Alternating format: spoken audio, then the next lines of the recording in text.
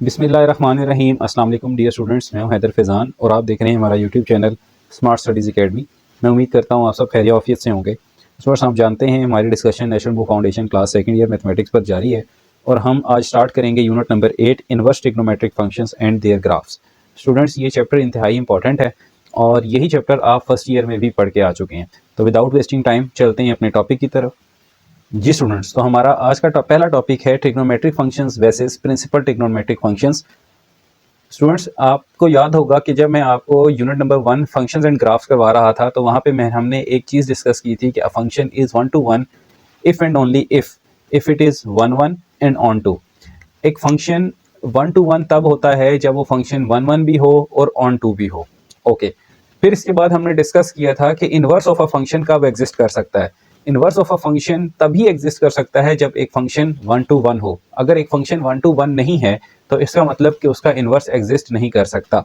ठीक है, यानी एक फंक्शन मैनी टू वन है कि x की बहुत सारी वैल्यूज़ जो हैं वो किसी एक वैल्यू के ऊपर मैप हो रही हैं, तो इसका मतलब ये है कि वो फंक्शन इन्वर्स उसका एग्जिस्ट नहीं कर सकता।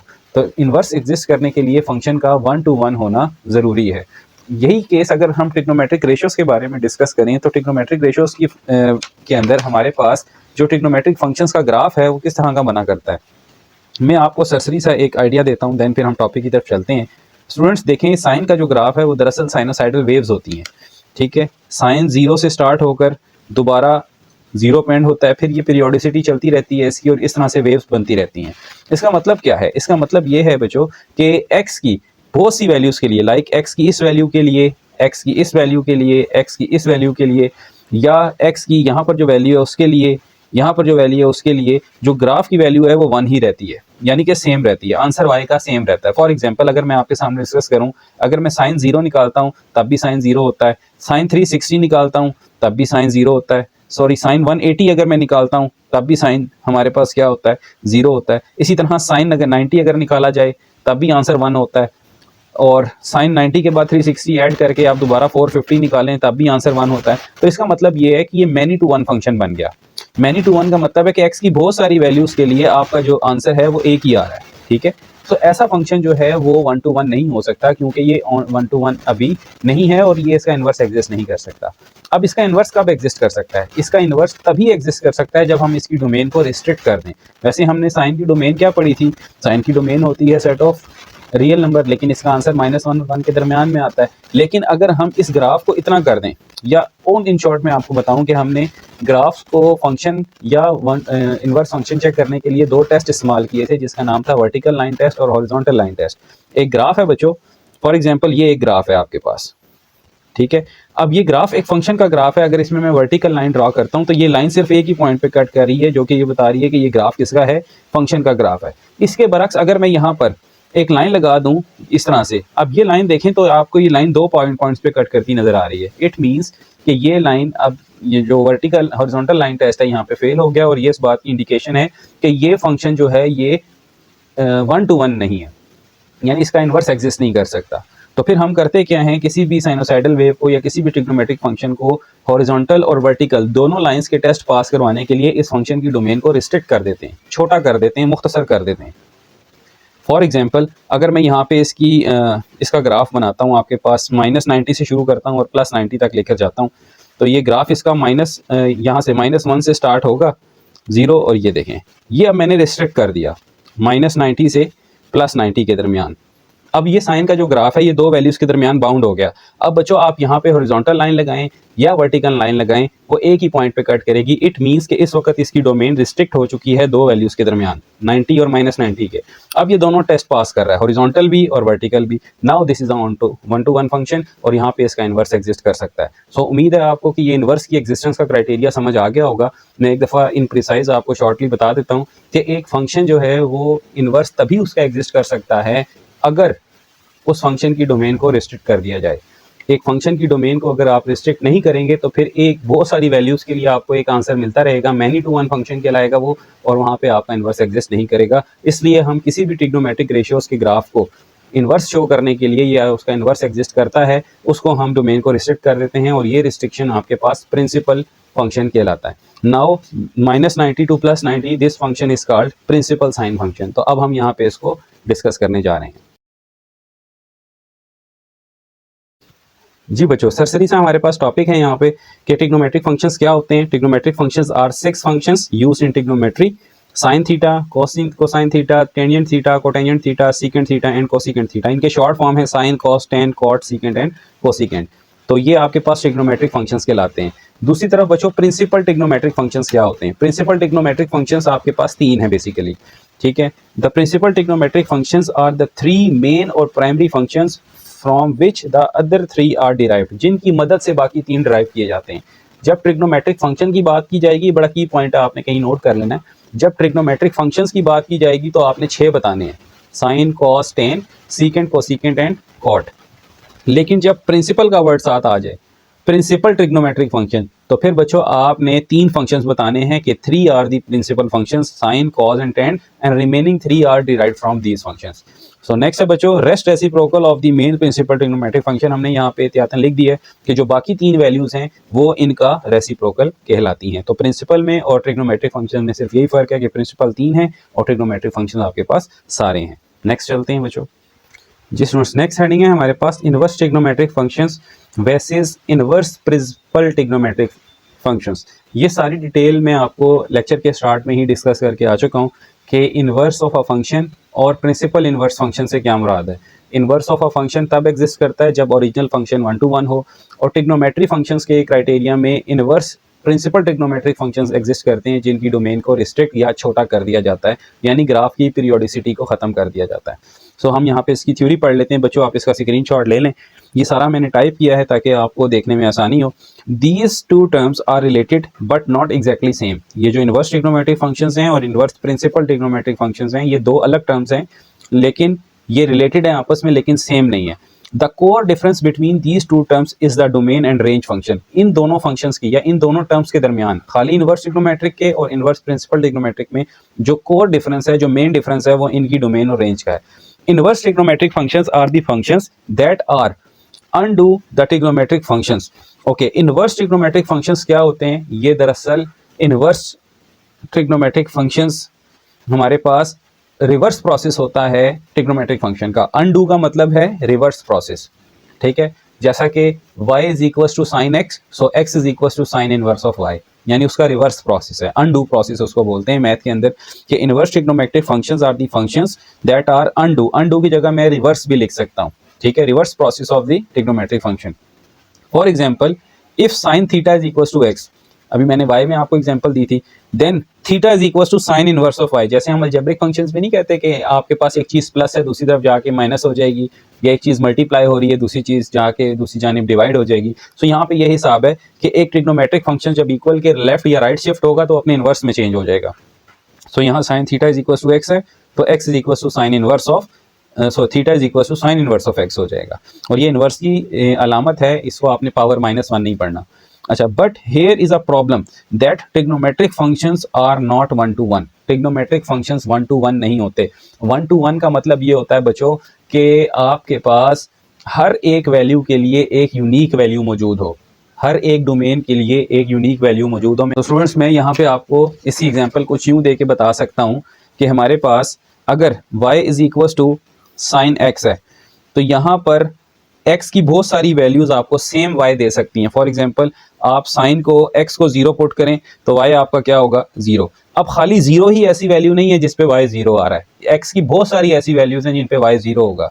लाइक x जगह आप 180 पुट कर दें, कैलकुलेटर में 180 पुट करें तो ये आपके पास तब भी 0 आ जाएगा। साइन में आप 360 पुट कर दें तब भी आपके पास y 0 आ जाएगा। इट मीन्स कि यहाँ पे x की 3, 4 और मल्टीपल वैल्यूज के लिए y 0 मौजूद है। सो दिस इज नॉट 1 to 1। अगर ये 1 to 1 नहीं है तो इसका इन्वर्स एग्जिस्ट नहीं करेगा। इन्वर्स एग्जिस्ट नहीं करेगा, इसका मतलब इसके इन्वर्स का जो ग्राफ है वो vertical line test, sorry horizontal line test को पास नहीं करेगा। सो हम करते क्या है, हम इन सारी वैल्यूज का यूनिक सोल्यूशन, हम इस इक्वेशन का एक यूनिक सोल्यूशन फाइंड करते हैं और उस यूनिक सोल्यूशन का नाम हम प्रिंसिपल सोल्यूशन रख देते हैं या प्रिंसिपल इनवर्स फंक्शन रख देते हैं। ठीक है बच्चों, उसमें होता क्या है? उसमें होता ये कि हम ग्राफ का सिर्फ वो पोर्शन लेते हैं जहां पे ग्राफ में पीरियोडिसिटी नहीं आ रही होती, यानी ग्राफ घूम नहीं रहा होता, रिपीट नहीं हो रहा होता। ठीक है जी, सो इसको हम प्रिंसिपल कहते हैं। सो इसको हम दोबारा से रीड करते हैं बच्चों। नेक्स्ट है हमारे पास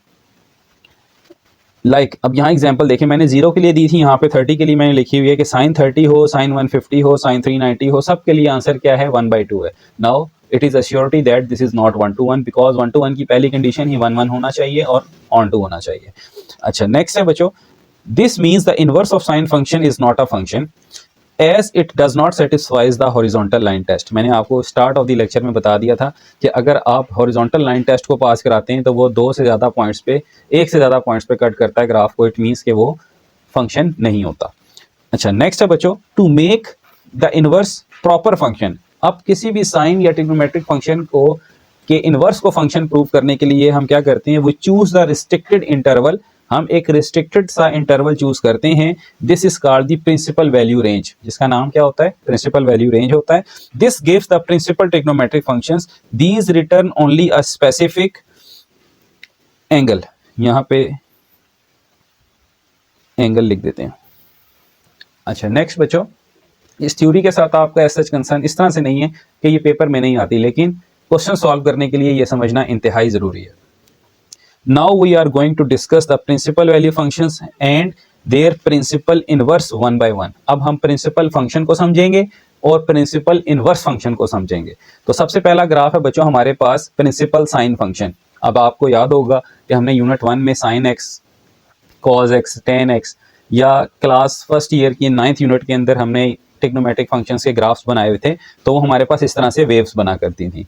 अब यहाँ पे आप देख रहे हैं कि ये साइन का ग्राफ है, लेकिन ये ग्राफ ऐसा है कि जो अपनी वेव्स को पूरा नहीं कर रहा, बस हर वैल्यू के ऊपर एक अलग वैल्यू लाते हुए स्टॉप हो रहा है। ठीक है बच्चों, तो ऐसे फंक्शन को हम प्रिंसिपल साइन फंक्शन कहते हैं कि हमने अपनी वैल्यूज को रिस्ट्रिक्ट कर दिया है -90 से लेकर +90 के दरमियान। अब ये कुछ बातें हैं जो आपने याद रखनी है कि साइन की डोमेन क्या होती है, set of all real number, लेकिन साइन की प्रिंसिपल डोमेन क्या होती है, -90 से +90। ये 2-3 चीजें आपने याद रखनी है। इसी तरह कॉस की डोमेन क्या होती है, set of all real number. Principal cos की डोमेन क्या होती है, 0 से 180। यानी कि वैसे तो सारे फंक्शंस वैल्यूज पुट हो सकती हैं, ग्राफ बनता चला जाता है, लेकिन 0 से 180 के दरमियान कॉस का जो ग्राफ है वो एक ही वैल्यू के ऊपर दोबारा नहीं आता, बस गुजर जाता है, रिपीट नहीं होता। इसी तरह -90 से +90 के दरमियान साइन का ग्राफ अपने आप को रिपीट नहीं करता, बल्कि एक यूनिकनेस कायम रखता है। सो हम इसकी डेफिनेशन बारी बारी लिखते हैं।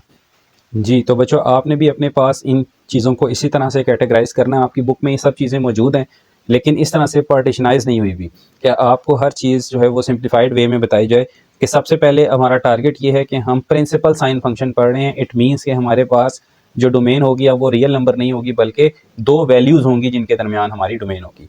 तो प्रिंसिपल हम साइन फंक्शन पढ़ेंगे, फिर इसी का इन्वर्स पढ़ेंगे। ठीक है बच्चों, तो हम प्रिंसिपल साइन फंक्शन की डेफिनेशन लिखते हैं कि प्रिंसिपल साइन फंक्शन हमारे पास होता क्या है। जी students, so principal sine function हमारे पास क्या होता है, the sine function defined on the interval -π/2 to π/2 for which there is only one solution of the equation sin x is equal to k where k belongs to -1 to 1। यानी कि -π/2 से लेकर π/2 तक के दरमियान अगर हम x की वैल्यूज को एज अ डोमेन पुट करवाएं तो हमारे पास जो आंसर्स हैं वो यूनिक आते हैं, और ऐसे फंक्शन को हम क्या कहते हैं, प्रिंसिपल साइन फंक्शन। और इसका ग्राफ बच्चों हमारे पास ये होता है। आप देखें कि -π/2 से π/2 के दरमियान कोई साइन की ऐसी वैल्यू नहीं है जो रिपीट हो रही हो, सारी की अलग वैल्यूज़ हैं। सो ऐसे ग्राफ जो हैं हमारे पास प्रिंसिपल ग्राफ्स कहलाते हैं, क्योंकि ये हॉरिजॉन्टल और वर्टिकल दोनों तरह के लाइन टेस्ट को पास कर लेते हैं। इसका मतलब कि अब यहाँ पर इसका इन्वर्स एग्जिस्ट कर सकता है। वो कैसा होगा, इसके इन्वर्स को हम कहते हैं इन्वर्स प्रिंसिपल साइन फंक्शन। अब इन्वर्स प्रिंसिपल साइन फंक्शन कैसा होगा बच्चों, sine x is equal to k था, तो x is equal to sine inverse of k हो जाएगा। अब दोनों में फ़र्क क्या है, साइन फंक्शन में जो डोमेन होती है वो इनवर्स की रेंज होती है, और जो साइन फंक्शन में इन रेंज होती है वो इनवर्स की डोमेन होती है।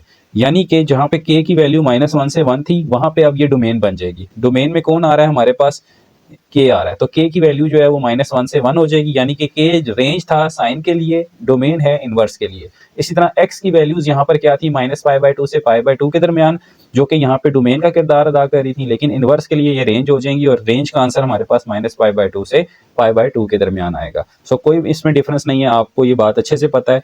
हमने फर्स्ट चैप्टर में भी ये चीज़ की हुई थी कि जो फंक्शन की डोमेन होती है वो उसके इनवर्स की रेंज होती है, और जो फंक्शन की रेंज होती है वो उसके इनवर्स की डोमेन होती है।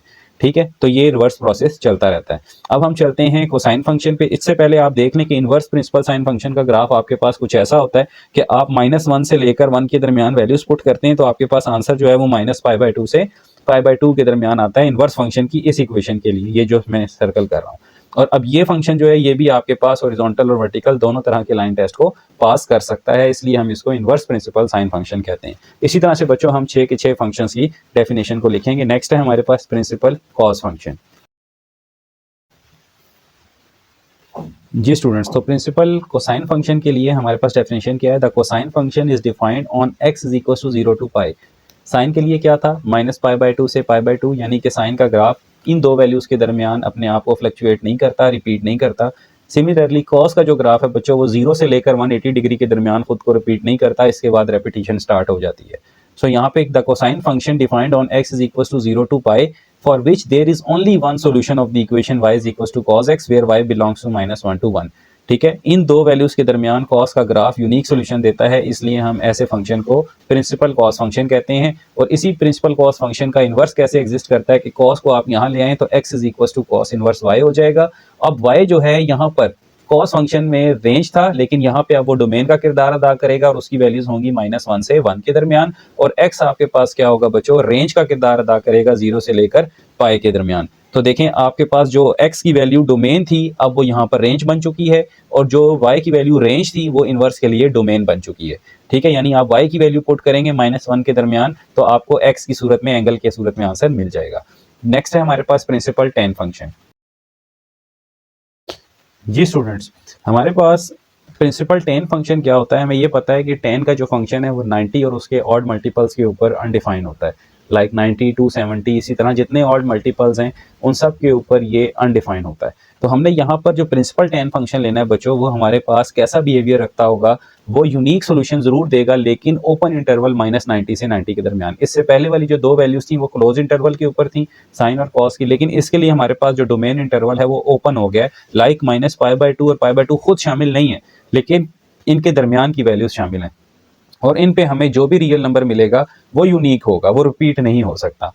ठीक है बच्चों, सो प्रिंसिपल tan फंक्शन हमारे पास क्या होता है? y is equal to tan x, और इसकी डोमेन होती है ओपन इंटरवल -90 से +90, और इसकी रेंज होती है हमारे पास सेट ऑफ रियल नंबर। अब इसी के बरक्स इनवर्स फंक्शन क्या होगा? इसका इनवर्स होगा x is equal to tan inverse of y।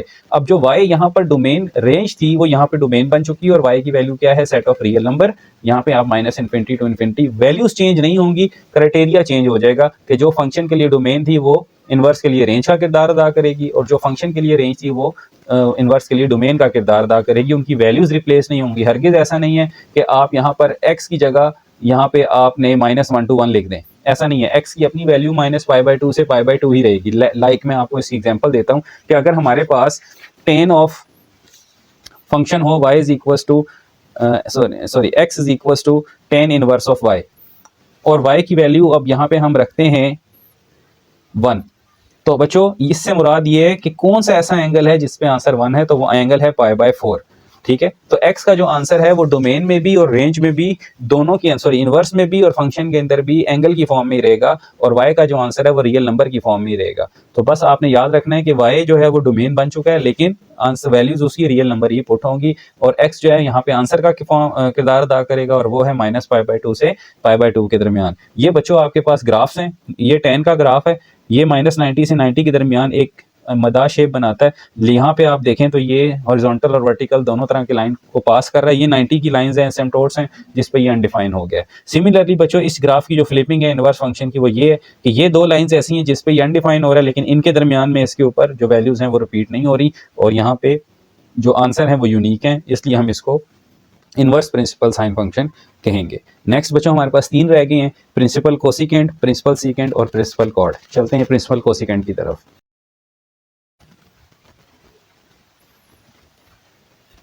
Ji students, principal cosecant function हमारे पास क्या होता है कि एक ऐसा function y is equal to cosecant x जिसका ग्राफ रिपीट ना हो x की किन दो वैल्यूज के दरमियान, -π/2 से लेकर π/2, और x 0 आप नहीं पुट कर सकते, 0 डोमेन से बाहर है।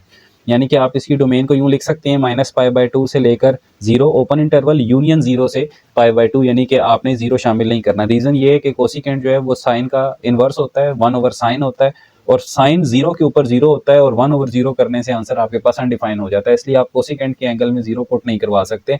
और लेकिन -π/2 से π/2 एक्सेप्ट 0 पे कोसिकेंट का ग्राफ ऐसा होता है जो 1 to 1 कंडीशन को सेटिस्फाई करता है। और इसकी रेंज आपको कैसी मिलती है, इसकी रेंज आपको कोई भी रियल नंबर मिल सकता है, लेकिन -1 और 1 आंसर इसका नहीं आ सकता। तो यहाँ पर इस चीज़ को आपने रियल नंबर -1 to 1 भी लिख सकते हैं, या -∞ से -1 यूनियन 1 से इन्फिनिटी।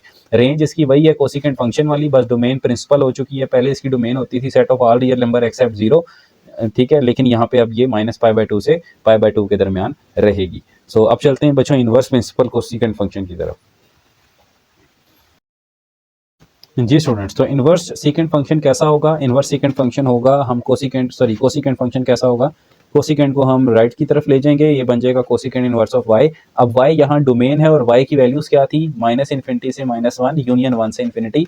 और x की वैल्यूज हमारे पास क्या थी फंक्शन के अंदर, -π/2 से π/2, और x 0 के बराबर नहीं था। सो वैल्यूज वही है, सिर्फ फंक्शन में चेंजिंग क्या आई है कि y अब डोमेन कहलाएगा और x आपके पास रेंज कहलाएगा इनवर्स फंक्शन के अंदर। और ये है बच्चों इसका ग्राफ आपको नजर आ रहा होगा, और ये भी आपके पास क्या है, एक 1 to 1 फंक्शन है। आप इनके ग्राफ्स को अगर एग्जैक्टली देखना चाहते हैं कि ये कैसे बनते हैं, तो आप मेरी वीडियोस विजिट करें, एक्सरसाइज 1.2 आई थिंक सो, जिसमें हमने ये सारे ग्राफ्स को बनाया है। वहाँ पे आप जाके देख सकते हैं कि किस तरह से हमने इन ग्राफ्स को कंस्ट्रक्ट किया है। अब हम चलते हैं प्रिंसिपल सीकेंट फंक्शन की तरफ। जी स्टूडेंट्स, तो हमारे पास प्रिंसिपल सीकेंट फंक्शन क्या है? The secant function defined on x belongs to 0 to π, जैसे cos की थी वैसे ही सीकेंट की भी यहाँ पे डोमेन होगी 0 से π के दरमियान। लेकिन फर्क सिर्फ ये होगा कि cos में 0 से π के सारे वैल्यूज शामिल होती हैं, लेकिन कोसिकेंट सीकेंट के अंदर आपने π/2 पुट नहीं करना, क्योंकि जैसे ही आप π/2 यानी 90 पुट करेंगे तो सीकेंट आपका अनडिफाइन हो जाएगा। बिकॉज सीकेंट होता है 1/cos और cos 90 पे 0 होता है, तो 1/0 अनडिफाइन की तरफ ले जाएगा। तो इस डोमेन में आपने 0 π/2 पुट नहीं करना। अब यहाँ पे जो आपके पास ये डोमेन है वो प्रिंसिपल डोमेन कहलाएगी सीकेंट की, और ये आपको यूनिक सोल्यूशन देगी रेंज का -1 और 1 के अलावा कोई भी रियल वैल्यू आपके पास आएगी, लेकिन वो रिपीट नहीं हो सकती। तो ये है बच्चों इसके पास इसका ग्राफ आपके पास। इसी को अगर मैं इनवर्स में लिखना चाहूँ तो ये हो जाएगा x = secant inverse of y, और y की वैल्यूज यहाँ पे अब क्या होंगी, -1 से 1 के को छोड़कर सारे रियल नंबर्स, और x आपके पास होगा 0 से π, और x π/2 नहीं हो सकता। फर्क सिर्फ इतना है कि x जो है यहाँ पे डोमेन था, यहाँ पे वो रेंज बन चुका है, और y यहाँ पे डोमेन था, यहाँ पे यहाँ पे रेंज था, यहाँ पे डोमेन बन चुका है। बस दैट्स इट, ये डिफरेंस था बच्चों। चलते हैं लास्ट कॉट फंक्शन की तरफ। जी स्टूडेंट्स, कॉट फंक्शन हमारे पास क्या है? The cot function is y = cot x, और यहाँ पे हम डोमेन को यानी x की वैल्यूज को रिस्ट्रिक्ट कर रहे हैं 0 से π के दरमियान, ठीक है। और यहाँ पर आपकी जो वैल्यूज हैं y की वो हो सकती हैं कोई भी रियल नंबर। सो ऐसे फंक्शन को हम प्रिंसिपल कॉट फंक्शन कहेंगे, जिसकी वैसे कॉट फंक्शन की डोमेन रियल नंबर होती है, कोई भी रियल नंबर आप पुट करवा सकते हैं। सिर्फ और सिर्फ वो नहीं पुट करवा सकते जहाँ पे साइन जो है वो 0 होता है। साइन कहाँ 0 होता है? 0 पे 180 पे, यानी कि सारे इवन नंबर्स को मैं अगर आपको यहाँ पर लिख के बताऊँ कि डोमेन ऑफ कॉट फंक्शन यानी कॉट x अगर लिखा हो तो इसकी डोमेन क्या होगी, set of all real numbers accept वो सारे नंबर्स जो कि क्या हो 2n π टाइप हो, ठीक है। यानी कि इवन नंबर्स के पाए आप पुट नहीं करवा सकते कॉट की डोमेन में। लेकिन अब हमने यहाँ पर क्या कर लिया बच्चों, हमने अपनी डोमेन को रिस्ट्रिक्ट कर लिया 0 से π के दरमियान। सो ये हमारे पास अब प्रिंसिपल फंक्शन है, इसलिए हम यहाँ पे ये फैक्टर इसकी डोमेन में नहीं लिख रहे। वैसे जनरल कॉट डोमेन ये होती है, और रेंज आपके पास कोई भी आ सकती है। ये बच्चों इसका ग्राफ, इस डोमेन में अगर आप ग्राफ बनाएंगे तो आपके पास ग्राफ ऐसा बनेगा जो वर्टिकल और हॉरिजॉन्टल दोनों लाइन टेस्ट को पास करता है। इट मीन्स के अब प्रिंसिपल कॉट फंक्शन का इनवर्स एग्जिस्ट कर सकता है। चलते हैं इसके इनवर्स प्रिंसिपल कॉट फंक्शन की डेफिनेशन को देखते हैं। जी स्टूडेंट्स, तो हमारे पास inverse trigonometric function of cot क्या है? Inverse principal cot function is written as x = cot inverse of y, जहाँ पे y की values as a domain consider होंगी सेट ऑफ रियल नंबर, और x की वैल्यूज एज अ रेंज कंसीडर होंगी 0 to π, जो कि प्रिंसिपल कॉट के अंदर ये डोमेन हुआ करती थी और ये आपके पास रेंज हुआ करती थी। तो इनवर्स फंक्शन के अंदर और प्रिंसिपल फंक्शन के अंदर फर्क सिर्फ इतना है कि डोमेन और रेंज आपस में एक्सचेंज हो जाया करती हैं। तो बच्चों हमने 6 के 6 क्राइटेरियाज को देख लिया। आपकी बुक के पेज नंबर 237 तक ये सारा डाटा मौजूद है, आप इसको रीड आउट कर सकते हैं। अब हम चलेंगे बच्चों एक्सरसाइज 8.1 के क्वेश्चन नंबर 1 की जानिब। सो बच्चों अब हम कुछ फर्दर टॉपिक्स को इंपॉर्टेंट चीज़ों को डिस्कस करेंगे, ट्रिग्नोमेट्रिक टेबल बनाना सीखेंगे, और देन फिर हम एक्सरसाइज 8.1 के क्वेश्चन की जानिब जाएंगे। सो ये लेक्चर आपके लिए इंतहाई इंपॉर्टेंट है, इसको तसल्ली से ध्यान से सुनिएगा ताकि आपके कॉन्सेप्ट जो हैं वो क्लियर हो सकें। जी स्टूडेंट्स, तो ये मैंने आपके लिए एक टेबल कंस्ट्रक्ट किया है, आप इसको तसल्ली से देख लें। ये इसका स्क्रीनशॉट लेके अपने पास रख लें या इसको नोट करके एक पेज के ऊपर अपनी चैप्टर के स्टार्ट में स्टेपलर कर लें ताकि आपको ये चीज़ें याद रहें। यहाँ पे हमने क्या क्राइटेरिया लिखा है, हमने सबसे पहले फंक्शंस लिखे हैं और फिर प्रिंसिपल डोमेन लिखी है और फिर रेंज लिखी है। इस टेबल की तरफ अभी ना जाएं, अभी इस टेबल को तसल्ली से देख लें कि ये टेबल क्या है। इस टेबल में एक कॉलम है फंक्शंस का, जिसमें सारे के सारे फंक्शंस लिखे गए हैं, sine, cos, tan, cosecant, secant और कॉट। इनकी डोमेन नहीं लिखी गई, इनकी प्रिंसिपल डोमेन लिखी गई है। प्रिंसिपल डोमेन वो होती है जिसके अंदर ग्राफ अपने आप को फ्लक्चुएट नहीं करता, यूनिक सोल्यूशन देता है। ठीक है, प्रिंसिपल डोमेन क्या होती है ये आपने याद रखना है बच्चों। साइन की प्रिंसिपल डोमेन है -90 से +90 और इसकी रेंज है -1 से 1। कॉस की डोमेन है प्रिंसिपल 0 से पाई, क्लोज इंटरवल, रेंज है इसकी -1 से 1। इसी तरह टेन की डोमेन है -π/2 से +π/2 और इसकी रेंज है सेट ऑफ रियल नंबर। इसी तरह कोसिकेंट की प्रिंसिपल डोमेन है बच्चों -π/2 से +π/2 एक्सेप्ट 0 नहीं पुट हो सकता। यहाँ पे रेंज इसकी set of all real number except -1 से 1। इसी तरह सीकेंट की डोमेन है बच्चों 0 से लेकर पाई, लेकिन यहाँ पर आप π/2 पुट नहीं करवा सकते, रेंज इसकी भी वही है जो कोसिकेंट की थी। और इसी तरह कॉट की डोमेन है बच्चों 0 से पाई, लेकिन इसकी जो रेंज है वो सेट ऑफ रियल नंबर है और ये डोमेन जो हमने डिस्कस की है this is the principal domain. अब जरा नेक्स्ट कॉलम को देखें, नेक्स्ट टॉपिक को। यहाँ पे हुआ क्या है कि अब हमने फंक्शंस को रिप्लेस कर दिया है इनवर्स फंक्शन से और अब ये सारे फंक्शंस, तो अब देखें ये दोनों कॉलम्स आपस में रिप्लेस हो गए हैं। जो यहाँ पर आपके पास डोमेन वैल्यू थी वो दरअसल अब रेंज वैल्यू बन चुकी है। ठीक है, और यहाँ पर ये इसकी डोमेन बन चुकी है। सो इनवर्स में प्रिंसिपल रेंज के साथ आपका ताल्लुक होता है और फंक्शंस के अंदर प्रिंसिपल डोमेन के साथ आपका ताल्लुक होता है। तो बेटा साइन इनवर्स की जो डोमेन है वो -1 से 1 है, लेकिन इसकी जो प्रिंसिपल रेंज है वो क्या है, वो -π/2 से π/2, यानी कि साइन की जो डोमेन है वो दरअसल उसकी प्रिंसिपल रेंज है। सो ये टेबल आप तसल्ली से देख लें, सिर्फ इन दो कॉलम्स को स्किप कर दिया गया, आपस में स्विच कर दिया गया। सो इसका स्क्रीनशॉट ले लें, इसको नीट एंड क्लीन बनाकर अपने पास स्टेपलर कर लें ताकि आपको बार बार ये सारे पेजेस पढ़ने की ज़रूरत ना पेश आए। अब हम चलते हैं बच्चों, देखते हैं कि टेबल किस तरह कंस्ट्रक्ट किया जाता है। जी बच्चों, हमारा नेक्स्ट टॉपिक है key difference between inverse and principal inverse function. अब हम सादे इनवर्स फंक्शन में और प्रिंसिपल इनवर्स फंक्शन में फ़र्क देखेंगे कि दोनों टर्मिनोलॉजीज़ में क्या डिफरेंस है। इनवर्स फंक्शन क्या होता है और प्रिंसिपल इनवर्स क्या होता है। अच्छा, इनवर्स ट्रिग्नोमेट्रिक फंक्शन कैसा होता है बेटा, जैसे कि साइन फंक्शन है उसका इनवर्स साइन इनवर्स एक्स है। ठीक है, लेकिन वो प्रिंसिपल ना हो अगर, यानी उसकी डोमेन रिस्ट्रिक्ट ना हुई हो, तो फिर क्या होगा, गिव ऑल पॉसिबल एंगल्स। जो इनवर्स होता है आपके पास खाली इनवर्स फंक्शन, वो सारे के सारे एंगल्स आपको रिटर्न में दे देता है। यानी आपके पास, अगर मैं मोर प्रिसाइजली आपको बताऊं कि अगर मैं यहाँ पर लिखूं कि y is equal to sine x और x is equal to sine inverse of y, so बच्चों ये आपके पास खाली इनवर्स फंक्शन है, अभी मैंने इसको प्रिंसिपल नहीं किया। अब यहाँ पर साइन इनवर्स ऑफ, अगर मैं y की जगह 1 पुट कर दूं तो फिर x की आपको कितनी वैल्यूज़ मिल सकती हैं बेटा, कौन कौन से ऐसी वैल्यूज़ हैं, एंगल हैं जिन पे साइन 1 होता है। साइन 90 पे 1 होता है, साइन 90 के अलावा आपके पास 90 के अंदर 450 पे 1 होता है। ठीक है, ये सारे एंगल्स आपको मिल जाएंगे, यानी बहुत से एंगल आपको ऐसे मिल जाएंगे जो जिन पे साइन 1 होता है। ठीक है, तो ये तो हो गया सादा इनवर्स फंक्शन। लेकिन जब आपके पास प्रिंसिपल इनवर्स फंक्शन होगा तो फिर आपको ओनली 1 एंगल मिलेगा। फिर बच्चों आप इन एंगल्स की तरफ नहीं जाएंगे, यहाँ से लेकर इससे आगे वाले एंगल आप नहीं लिखेंगे, आप कहेंगे कि sine inverse of 1 is only 90 which is principal value. यानी कि आपने अब 450 रेपिटेशन पे नहीं जाना, आपने सिर्फ एक वैल्यू पे रहना है। तो सादे इनवर्स फंक्शन में और प्रिंसिपल इनवर्स फंक्शन में फ़र्क क्या है कि प्रिंसिपल आपको एक वैल्यू देता है, एक एंगल देता है एक वैल्यू के लिए, और सादा जो फंक्शन है वो आपको मल्टीपल एंगल्स दे देता है एक वैल्यू के लिए। Not a proper function without restriction. अगर आप इसको रिस्ट्रिक्ट नहीं करते तो फिर ये फंक्शन नहीं है, क्योंकि ये मैनी टू वन हो जाता है, बहुत सी वैल्यूज एक फंक्शन पे मैप कर जाती हैं, डोमेन रिपीट हो जाती है। लेकिन यहाँ पे proper function with restricted range, ये एक प्रॉपर फंक्शन है, हर जगह आपको यूनिक सोल्यूशन मिलेगा।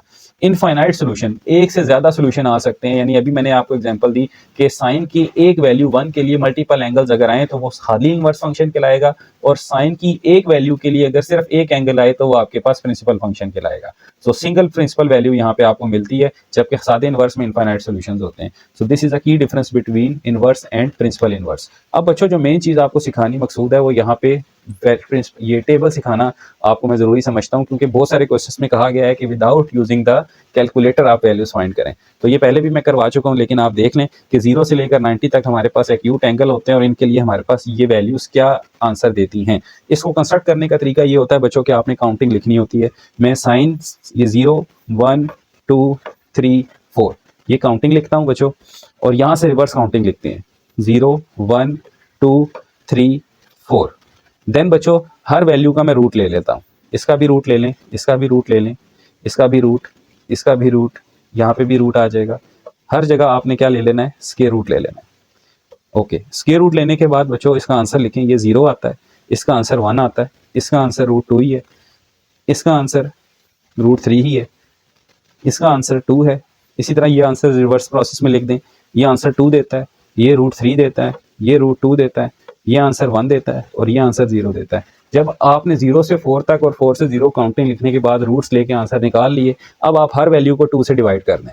इसको भी 2 से डिवाइड, 2 से, ये भी 2 से डिवाइड, ये भी 2 से डिवाइड, ये भी 2 से, ये भी 2 से डिवाइड, ये भी 2 से, ये भी और ये भी। अब इनके फाइनल आंसर लिखें, जो कि मैं ब्लैक पेन से लिखता हूँ ताकि आपको विजिबल रहे जी। तो बच्चों अगर आप 0/2 करते हैं तो आपको आंसर क्या मिलता है, 0। इट मीन्स के साइन 0 डिग्री पे आंसर 0 होगा।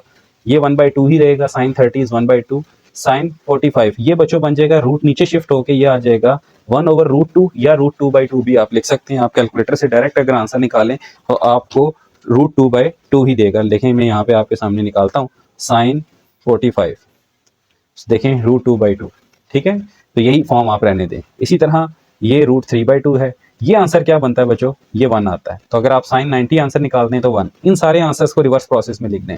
0 है तो यहाँ पे भी आंसर क्या होगा, 0। ये 1/2, ये √2/2, ये √3/2 और ये आंसर क्या हुआ, 1 हो गया। ये आपने सारी वैल्यूज याद कर लेनी है बच्चों, कि आपको पता होना चाहिए कि साइन 45 का क्या आंसर है, तो आप कहें √2/2। साइन 30 का क्या आंसर है, तो आपको पता होना चाहिए कि √3/2। इसी तरह बच्चों tan कैसे निकलेगा, tan is basically sine over cos. Sine और कॉस के आंसर को डिवाइड कर दें, 0/1 तो आंसर आएगा 0। 1/2 ओवर √3/2, ये देखें मैं यहाँ पे लिखता हूँ 1/2 डिवाइडेड बाय √3/2। देखिए मैं दोनों वैल्यूज को डिवाइड करता हूँ तो मेरे पास आंसर क्या आ रहा है, √3/3। √3/3 इज बेसिकली 1/√3। अगर आप इसको यहाँ पे लिख लें या डायरेक्ट आप निकालना चाहें tan 30 तब भी आपको वो √3/3 देगा। तो आपको मैं इसी फॉर्म में लिखवा रहा हूँ कि दिस इज √3/3। इसी तरह इन दोनों को अगर डिवाइड करूँ तो सेम वैल्यूज हैं, कैंसिल आउट होकर आंसर 1 दे देगा। Means tan 45 is 1। ये टेबल आप स्क्रीनशॉट लेके रखें, ये सॉल्व करते वक्त ये वैल्यूज हम यहाँ से पिक करके लिखेंगे। साइन 60, इन दोनों को अगर मैं डिवाइड करता हूँ बच्चों, √3/2 और 1/2 को, तो मेरा आंसर बनता है √3। आप कैलकुलेटर पे करके देख लीजिएगा। इन दोनों को अगर डिवाइड करता हूँ 1/0 तो दिस इज अनडिफाइंड, ये डिवाइड नहीं होता है, ये इन्फिनिटी होता है। ठीक है बच्चों, सो ये था ट्रिग्नोमेट्रिक टेबल, ये भी आपको सिखा दिया। नेक्स्ट टॉपिक है बच्चों आपका रेफरेंस एंगल्स फॉर क्वाड्रेंट्स। आपके पास 4 तरह के क्वाड्रेंट्स होते हैं, 4 क्वाड्रेंट्स होते हैं, first, second, third and fourth. ठीक है, मैं यहाँ पे इनका सीक्वेंस बना लूँ, क्योंकि मैंने यहाँ पे सीक्वेंस के हिसाब से नहीं लिखा, मैं आपको यहाँ पे सीक्वेंस थोड़ा सा बना दूँ कि क्वाड्रेंट्स होते कैसे हैं। अगर मैं पेन का ही यूज़ कर लूँ लाइन के लिए। ठीक है बच्चों, ये हमारे पास प्लेन है, एक प्लेन पे मैंने 4 क्वाड्रेंट्स बनाए। ये फर्स्ट क्वाड्रेंट होता है, ये सेकंड होता है बच्चों, ये थर्ड होता है और ये फोर्थ क्वाड्रेंट होता है। ठीक है, हर क्वाड्रेंट के अपने रेफरेंस एंगल होते हैं। आपने पढ़ा होगा कि all positive, sine positive, ASTC या add sugar to coffee, all positive, sine positive, tan positive and cos positive. So अगर आपका एंगल 0 से 90 के दरमियान है तो वो तो सारे पॉजिटिव हैं, 90 से 180, 180 से 270, 270 से 360। ठीक है बच्चों, तो प्रिंसिपल एंगल निकालने के लिए हमें रेफरेंस एंगल्स का यूज़ करना पड़ता है। अगर आपका एंगल 90 डिग्री से बढ़ जाए आंसर में, तो उसको प्रिंसिपल बनाने के लिए आप कुछ टूल्स यूज़ करते हैं। फॉर एग्जांपल आपका आंसर आ गया 230। अब 230 कौन से क्वाड्रेंट में आ रहा है, इसमें, लेकिन आपने तो फर्स्ट में रहना है, फर्स्ट क्वाड्रेंट के अंदर रहना है, तो फिर मीन्स आपने उसको थोड़ा सा सॉल्व करना है, जिसके लिए हम प्रिंसिपल एंगल्स का यूज़ करते हैं। और प्रिंसिपल एंगल्स क्या होते हैं हम यहाँ पे लिख लेते हैं। सो बच्चों हमारे पास फर्स्ट क्वाड्रेंट के लिए जो रेफरेंस एंगल है वो थीटा ही है, यानी जो आंसर आपका होगा वही एक्सेप्टेबल होगा। अगर आपका एंगल सेकंड क्वाड्रेंट में जा रहा है तो आप पाई माइनस थीटा करके प्रिंसिपल एंगल निकालेंगे। इसी तरह अगर थर्ड क्वाड्रेंट में जा रहा है तो पाई प्लस थीटा करके निकालेंगे, और अगर फोर्थ क्वाड्रेंट में आपका एंगल जा रहा है तो 2 पाई माइनस थीटा करके आप निकालेंगे। लेकिन इनमें से यूज़ मोस्टली यही दोनों होंगे, ये दोनों यूज़ नहीं होंगे। क्योंकि हमारी जो मोस्टली प्रिंसिपल डोमेन्स है वो 0 से पाई है या -π/2 से π/2 के दरमियान है, तो ये दोनों आपके पास केसेस यूज़ हो सकते हैं, ये दोनों यूज़ नहीं हो सकते।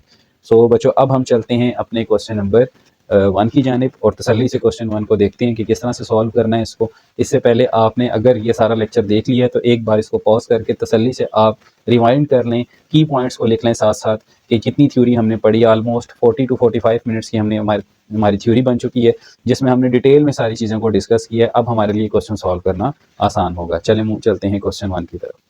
जी स्टूडेंट्स, क्वेश्चन नंबर 1 है हमारे पास, find the principal value of each of the following without using the calculator. Calculator को इस्तेमाल नहीं करना और कैलकुलेटर को इस्तेमाल किए बगैर आप बताएं कि आपका आंसर क्या होगा। सो हम इसको विदाउट कैलकुलेटर सॉल्व करते हैं बच्चों। यहाँ पे हमसे वो एंगल पूछा गया है जिस एंगल पे कॉस का आंसर √3/2 होता है।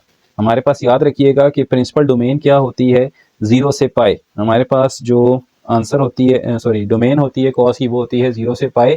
इसी तरह प्रिंसिपल रेंज, अब यहाँ पर क्योंकि कॉस इनवर्स फंक्शन है तो प्रिंसिपल रेंज होगी 0 से पाई। अगर हमारा आंसर 0 से पाई के दरमियान होगा तो हम उसी आंसर को मानेंगे। अगर 0 और पाई की रेंज से बाहर होगा तो फिर हम इसको रेफरेंस एंगल के थ्रू प्रिंसिपल बनाएंगे। तो चलें सॉल्व करते हैं इसको। हम यहाँ पे लिखते हैं कॉस इनवर्स ऑफ √3/2। सबसे पहले लिखते हैं y is equal to cos inverse √3/2।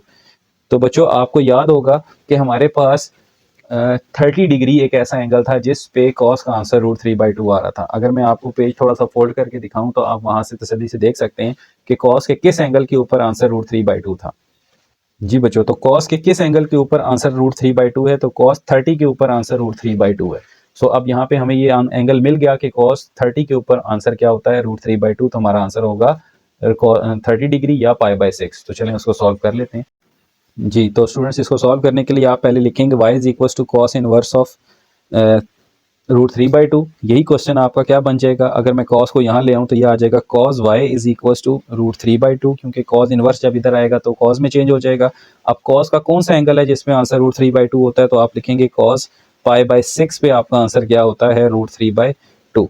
तो अगर आप देखें तो y की जगह क्या पुट करने से इक्वेशन बैलेंस हो रही है, y की जगह π/6 पुट करने से इक्वेशन बैलेंस हो रही है। This implies y is equal to π/6। तो आपका जो आंसर है वो क्या होना चाहिए, π/6 होना चाहिए। ठीक है बच्चों। नेक्स्ट है हमारे पास question number 2, sine inverse of 1। तो इसको भी हम कैसे लिखेंगे, हम इसे लिखेंगे y is equal to sine inverse of 1। फिर हम साइन को यहाँ ले आएंगे, ये बन जाएगा sine of y is equal to 1। Sine के किस एंगल के ऊपर आंसर 1 होता है, टेबल से अगर आप देखें तो साइन 90 डिग्री के ऊपर आंसर 1 होता है। तो हम यहाँ पर y की जगह क्या पुट कर सकते हैं, π/2।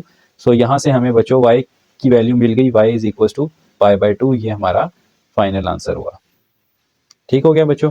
नेक्स्ट है हमारे पास पार्ट नंबर 3। क्वेश्चन नंबर 3 में हमसे ये कहा जा रहा है बच्चों, tan इनवर्स ऑफ √3। हमें ये पता है कि y is equal to tan inverse of √3 हमने रखना है, फिर उसके बाद tan y कर देना है और टेबल अपने सामने हमने रखना है। ये हमें याद होना चाहिए कि tan के किस एंगल के ऊपर आंसर √3 होता है, तो tan के एंगल 60 डिग्री यानी कि π/3। अब रेडियन से डिग्री, डिग्री से रेडियन, ये 10th क्लास का काम है, आपको आना चाहिए। π/180 से मल्टीप्लाई कर दें या 180/π से, ये सारा कुछ आपको आता है कि किस तरह से हम डिग्री से रेडियन में आए हैं। π/180 से मल्टीप्लाई किया 60 को तो ये π/3 बन गया। अब π/3 के ऊपर आंसर आपके पास क्या होता है, √3। तो बच्चों यहाँ पे आपका जो y का आंसर है वो क्या है, स्क्वायर द रूट ऑफ 3, या एंगल जो है आपका वो क्या है, π/3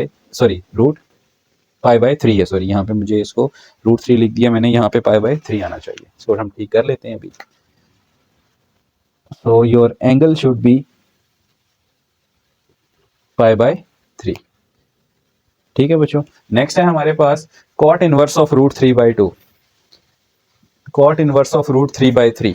अब कॉट इनवर्स ऑफ √3/3 को हम कैसे सॉल्व करेंगे, हम लिखेंगे y is equal to cot inverse √3/3। फिर बच्चों हम इसे लिखेंगे cot of y is equal to √3/3। Cot को हम क्या लिख सकते हैं, 1/10। कॉट क्या होता है, बेसिकली 1/10 होता है। अगर मैं इस कॉट को 10 लिखूंगा तो फिर बच्चों मैं इस वैल्यू को रेसिप्रोकल कर दूंगा, 3/√3 कर दूंगा। ठीक है। सो 3/√3 हमारे पास किस एंगल के ऊपर होता है, 10 का आंसर √3/√3। सो 3/√3 को हम सॉल्व करें तो ये हमारे पास बनता है tan of y is equal to only √3। अब आप देखें कि ये कैसे हुआ बच्चों, इसकी पावर 1 थी, इसकी पावर 1/2 है, मैं ऊपर ले गया हूँ, इसको सॉल्व किया तो ये √3 बन गया। 3/√3 इज बेसिकली √3। अब टेन के किस एंगल के ऊपर √3 था? हमने टेबल से देखा हुआ है कि टेन 60 डिग्री के ऊपर √3 है, जैसे कि ये सवाल बन गया, देखें दोबारा से। ठीक है, सो अब आप इसको क्या लिख सकते हैं, tan of π/3 is equal to √3। It means कि y का आंसर क्या बन रहा है यहाँ पे, π/3 बन रहा है। ये आपके पास एंगल आ गया। ठीक है बच्चों, नेक्स्ट है क्वेश्चन नंबर 5, सॉरी पार्ट 5 आपके पास। कहता है सीकेंड इनवर्स ऑफ 2 √3/3। अब सीकेंड है ना, तो आप इसको सबसे पहले लिख लें, y is equal to secant inverse of 2 √3/3। अब इसको कॉज में इसको यहाँ लाएं, ये हो जाएगा secant y is equal to 2 √3/3। अब इसको बच्चों मुझे कॉज में चेंज करना है, तो अगर मैं इसको कॉज लिखूंगा तो इस आंसर को रेसिप्रोकल कर दूंगा, 3/2√3। अब 3/2√3 देखें, जैसे हमने 3/√3 को सॉल्व किया था, यहाँ पर 3/√3 को, तो ये √3 ऊपर चला गया था ना पावर सॉल्व होने के बाद। यहाँ पर भी ऐसा होगा, ये √3 ऊपर चला जाएगा, तो ये बन जाएगा cos of y is equal to √3/2। जी बच्चों, ये तो पहला क्वेश्चन बन गया। cos के किस एंगल के ऊपर आंसर आपके पास √3/2 होता है? cos 30 डिग्री, यानी π/6 के ऊपर आंसर √3/2 होता है। इट मीन्स के y इज इक्वल टू π/6। ये आपका फाइनल आंसर हुआ बच्चों। नेक्स्ट है आपके पास पार्ट नंबर 6, कहता है कोसिकेंट इनवर्स ऑफ -√2। अब कोसिकेंट है तो इसको हमें साइन में चेंज करना पड़ेगा। ठीक है, सो ये प्रिंसिपल के लिए याद रखें, आपके पास 3 ही फंक्शंस हैं, साइन, कॉस और टेन। अगर जितने आ रहे हैं उनको रेसिप्रोकल के जरिए आप सॉल्व करेंगे। सो ये y is equal to cosecant inverse of -√2। यहाँ पे आ जाएगा cosecant of y is equal to -√2, क्योंकि कोसिकेंट। अब इसको मैं साइन कर रहा हूँ बच्चों, ये हो जाएगा साइन y, तो फिर जाहिर बात है इसको मुझे रेसिप्रोकल करना होगा। ठीक है, अब मुझे बताएं साइन के किस एंगल के ऊपर आंसर -1/√2 होता है? देखें, साइन जो है ना आपके पास 45 डिग्री, वो तो होता है 1/√2। यहाँ मैं आपको थोड़ा सा आइडिया दे दूं, अगर मैं लिखूं साइन 45, तो आपके पास आंसर क्या आता है, 1/√2 या √2/2। ठीक है, जब भी ये सिस्टम आए तो आप इसको पावर सॉल्व कर लें। लेकिन अगर मैं साइन -45 लिखता हूं तो बेटा आंसर आता है -1/√2। इट मीन्स कि यहाँ पे हमारे पास y की जगह क्या रखा जाए, -π/4, तब हमारे पास आंसर क्या बनता है, -1/√2। सो इट मीन्स के जो y है आपके पास वो क्या है, माइनस का π/4 है। ठीक होगी बात। अब -π/4 क्यों एक्सेप्टेबल है? -π/4 इसलिए एक्सेप्टेबल है क्योंकि प्रिंसिपल जो रेंज होती है इनवर्स फंक्शन की, वो -π/2 से +π/2 के दरमियान होती है, इसलिए नेगेटिव साइन भी एक्सेप्टेबल है कोसिकेंट के लिए। ठीक हो गया। सो नेक्स्ट चलते हैं बच्चों, हमारे पास इसका पार्ट नंबर 7 है। पार्ट 7 में हमें कहा जा रहा है कि cos इनवर्स ऑफ -1/2। तो cos इनवर्स ऑफ -1/2 को हम सबसे पहले क्या लिखेंगे, y is equal to cos inverse of -1/2। फिर ये बन जाएगा cos of y is equal to -1/2।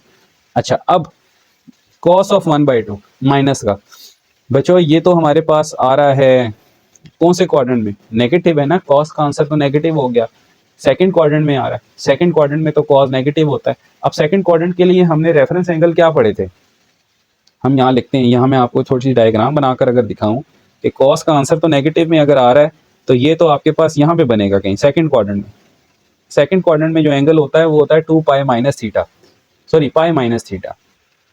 अगर आप वैसे ही गौर करें, मैं आपको अगर माइनस को हटाकर थोड़ा सा सिखाऊं कि अगर खाली बताएं आप मुझे कि 1/2 कहाँ होता है, तो आप कहेंगे कि सर ये 60 डिग्री पे होता है। ठीक है, लेकिन ये है -1/2, तो इट मीन्स कि ये यहाँ पर कहीं होगा, और यहाँ पर आपके पास जो एंगल है वो -60 नहीं है, बल्कि वो यहाँ से स्टार्ट होकर इधर तक आ रहा है। सो आपको यहाँ पर रेफरेंस एंगल का इस्तेमाल करना पड़ेगा। तो यहाँ पे हम क्या लिखते हैं बच्चों, हम यहाँ लिखते हैं कि y, बल्कि यूँ लिखते हैं हम इसको कि as cos of π/3 is equal to 1/2, but in second quadrant theta is equal to π-θ। वैसे तो थीटा आपके पास क्या है, यहाँ पे π/3 है, लेकिन वो +π/2 के लिए है ना, लेकिन आपने तो -π/2 के लिए निकालना है। तो आप अपने जो थीटा है पहले आप पॉजिटिव वैल्यू के लिए निकाल लें, इस माइनस को कुछ देर के लिए भूल जाएं, आप देखें कि 1/2 किस पे आता है, तो π/3 पे आता है। फिर उसको सेकंड क्वाड्रेंट के हिसाब से एडजस्ट कर लें। ठीक है, π माइनस π/3 कर लें, तो ये आपके पास आ जाएगा 3π माइनस π/3।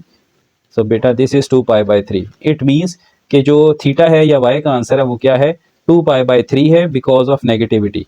अब आप इसको कैलकुलेटर से भी चेक कर सकते हैं। आप यहाँ लिखें, पहले देखें कि 2π/3 कितना होता है, ये होता है 120। तो आप लिखेंगे cos इनवर्स ऑफ 120। सो बच्चों आप देखेंगे शिफ्ट सॉरी आप यहाँ पे लिखेंगे कॉस ऑफ 120 डिग्री, तो ये आपके पास क्या आ जाएगा -1/2। ठीक है बच्चों, तो y की जगह अगर हम 120 पुट करें तभी आपके पास क्या आता है माइनस का 1/2 आता है। इस क्वेश्चन में आपने कंफ्यूज नहीं होना, जब भी आपके पास नेगेटिव एंगल आ जाए कॉस के लिए, साइन के लिए एक्सेप्टेबल है, कॉस के लिए अगर आ जाए तो आपने क्या करना है, पहले पॉजिटिव देख लेना है कि पॉजिटिव वैल्यू किस पे आ रही है। पॉजिटिव 1/2 होता है 30 डिग्री पे, तो सेकंड क्वाड्रेंट के लिए एंगल यूज करना है पाई माइनस, जो भी आपका आंसर आया पाई माइनस पाई/3 और आपका आंसर आ जाएगा 2π/3 या जो भी रिस्पेक्टिव एंगल आपको चाहिए। इसी तरह लास्ट पार्ट है बच्चों हमारे पास tan, लास्ट तो नहीं है खैर, यहाँ पे हमारे पास जो नेक्स्ट पार्ट है इसका वो क्या है, tan ऑफ 1/√3। अब tan इनवर्स ऑफ 1/√3 को करना हम कैसे करेंगे बच्चों, हम इसको लिखेंगे y is equal to tan inverse of 1/√3। फिर ये क्या बन जाएगा बच्चों, tan of y is equal to 1/√3। जी, अब tan के किस एंगल के ऊपर आंसर 1/√3 आता है, 1/√3 से मुराद √3/3। ठीक है, सो tan 30 डिग्री, tan ऑफ π/6 के ऊपर आपका आंसर होता है 1/√3। सो y का आंसर क्या बना π/6। ठीक है बच्चों, चलते हैं इसके नेक्स्ट पार्ट पे। जी स्टूडेंट, कोसिकेंट ऑफ -2, यहाँ पे हम इसको पहले क्या लिखेंगे, y is equal to cosecant of inverse of -2, फिर हम क्या लिखेंगे cosecant of y is equal to -2, then इसको साइन में चेंज करें तो ये बन जाएगा sine y is equal to -1/2। और ये पार्ट आप पहले भी करके आ चुके हैं कि आपके पास, पहले मुझे ये बताएं कि साइन किस एंगल के ऊपर आपके पास 1/2 होता है। साइन होता है आपके पास 30 डिग्री के ऊपर, 30 डिग्री पे +1/2 होता है, तो -30 पे ये क्या होगा -1/2 होगा, क्योंकि साइन के लिए नेगेटिव एंगल एक्सेप्टेबल होता है, जीरो और पहले दोनों क्वाड्रेंट साइन पॉजिटिव के लिए होते हैं। तो यहाँ पे आ जाएगा sine of -π/6 is equal to -1/2। So y का जो आंसर है आपके पास वो क्या आ रहा है -π/6 आ रहा है। ठीक हो गया बच्चों, ये है आपके पास इसका पहला पार्ट। उम्मीद है आपको ये समझ आया होगा, फिर भी अगर कोई कंफ्यूजन हुई तो पूछ लीजिएगा। चलते हैं आप इसके क्वेश्चन नंबर 2 पे। जी स्टूडेंट्स, क्वेश्चन नंबर 2 है हमारे पास, find the principal values of each of the following inverse trigonometric functions without using calculator. पहले ये समझें कि एक एक सवाल था, अब ये एक ही सवाल के अंदर 3 को सवाल आ गए हैं। ठीक है, तो हम इनको बारी बारी सॉल्व करेंगे। पहले हम निकालते हैं tan इनवर्स ऑफ 1। जी बच्चों, tan के किस एंगल के ऊपर आंसर 1 होता है, tan के π/4 के ऊपर आंसर 1 होता है, ये आपको याद होना चाहिए। तो हम यहाँ लिखेंगे कि y is equal to tan inverse of 1, this implies y is equal to π/4। ठीक है, सो tan इनवर्स ऑफ 1 किस एंगल पे होता है π/4 पे, ये आपके पास पहला आ गया। नेक्स्ट है बेटा y is equal to cos inverse of -1/2। अभी आपको सिखाया था कि अगर नेगेटिव आ जाए तो आपने क्या करना है, आपने इसको पहले पॉजिटिव के लिए देखना है कि मुझे बताएं कि cos किस एंगल के ऊपर +1/2 होता है। cos किस एंगल के ऊपर +1/2 होता है, वो यहाँ हम टेबल से देख लेते हैं कि cos का आंसर 1/2 किस एंगल के लिए। cos का आंसर 1/2 है जी 60 के लिए, यानी π/3 के लिए। ठीक है, सो लेकिन यहाँ पर ये नेगेटिव है। ठीक है, तो आपने यहाँ पे लिखना है कि this implies cos of π/3 is equal to 1/2, but negative value हम इसको कैसे लिखेंगे, theta is equal to π minus π/3, pi minus theta. So यहाँ पे जो हमारे पास थीटा की वैल्यू होगी या y की वैल्यू होगी वो क्या होगी 2π/3। This implies cos of 2π/3 is equal to -1/2। +1/2 हो तो π/3, -1/2 हो तो 2π/3। इट मीन्स के इसकी वैल्यू क्या मिल गई आपको 2π/3। नेक्स्ट है बेटा साइन इनवर्स ऑफ -1/2। इसको मैं एरोज लगा देता हूँ, ये हमारे सॉल्यूशंस हैं। नेक्स्ट है हमारे पास साइन इनवर्स ऑफ -1/2। ठीक है जी बेटा, साइन के किस एंगल के ऊपर आंसर 1/2 होता है, पहले आप पॉजिटिव के लिए देखें, नेगेटिव साइन को कुछ देर के लिए छोड़ के आप पॉजिटिव के लिए देखें कि साइन के किस एंगल के लिए आंसर 1/2 होता है 30 डिग्री के लिए। अब साइन में क्योंकि एंगल एक्सेप्टेबल होता है नेगेटिव, तो हम यहाँ पे लिखेंगे कि as sine π/6 is equal to +1/2, this implies sine -π/6 is equal to -1/2।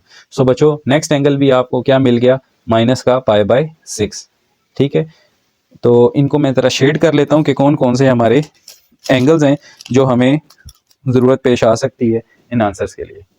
मैंने यहाँ पे इस एंगल को थीटा लिख दिया, वैसे इसको वाई लिखना चाहिए था क्योंकि बाकियों को भी मैं वाई लिख रहा हूँ। अब जो जो हमारे आंसर हैं उनको मैं शेड कर रहा हूँ। ये है एक हमारा आंसर बच्चों वाई का, जो कि किसका आंसर है, पहले पार्ट का।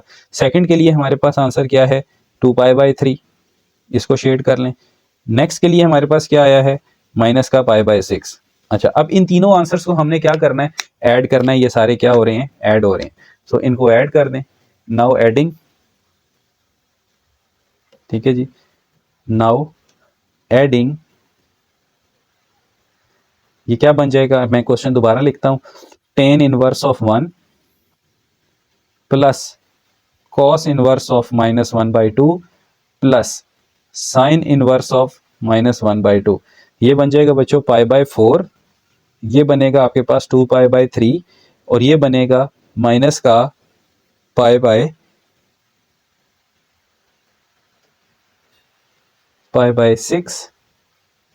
सो ये कितना बन जाएगा बच्चों, ये आ जाएगा π/4 और प्लस 2π/3 माइनस π/6। इन सब का पाई कॉमन आ रहा है, पाई कॉमन ले लें।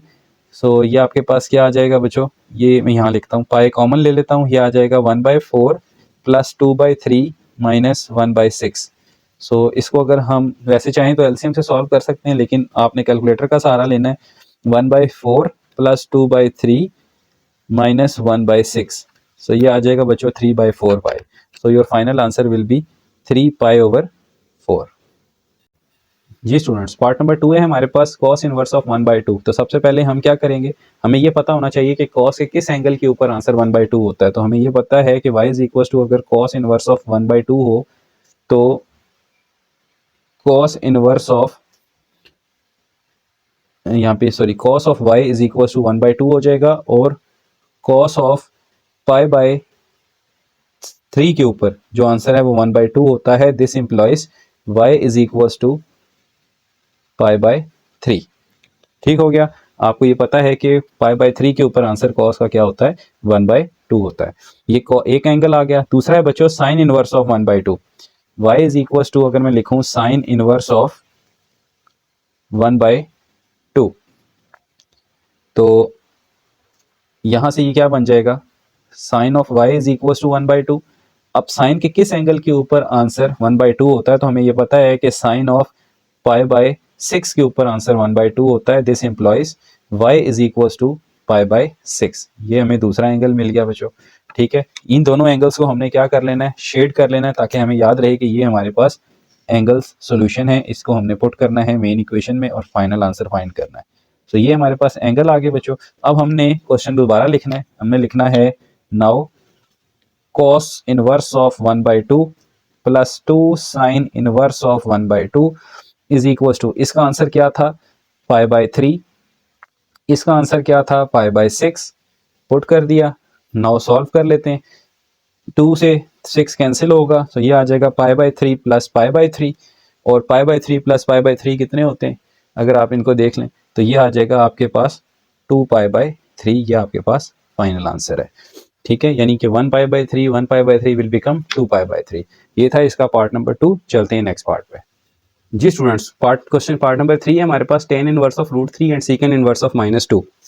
तो सबसे पहले हमें y is equal to tan inverse of √3 लिखना है और इसको सॉल्व करना है। ये क्या बन सकता है, tan of y is equal to √3। यहाँ पे y की जगह आप क्या आ जाएगा, tan y is equal to √3।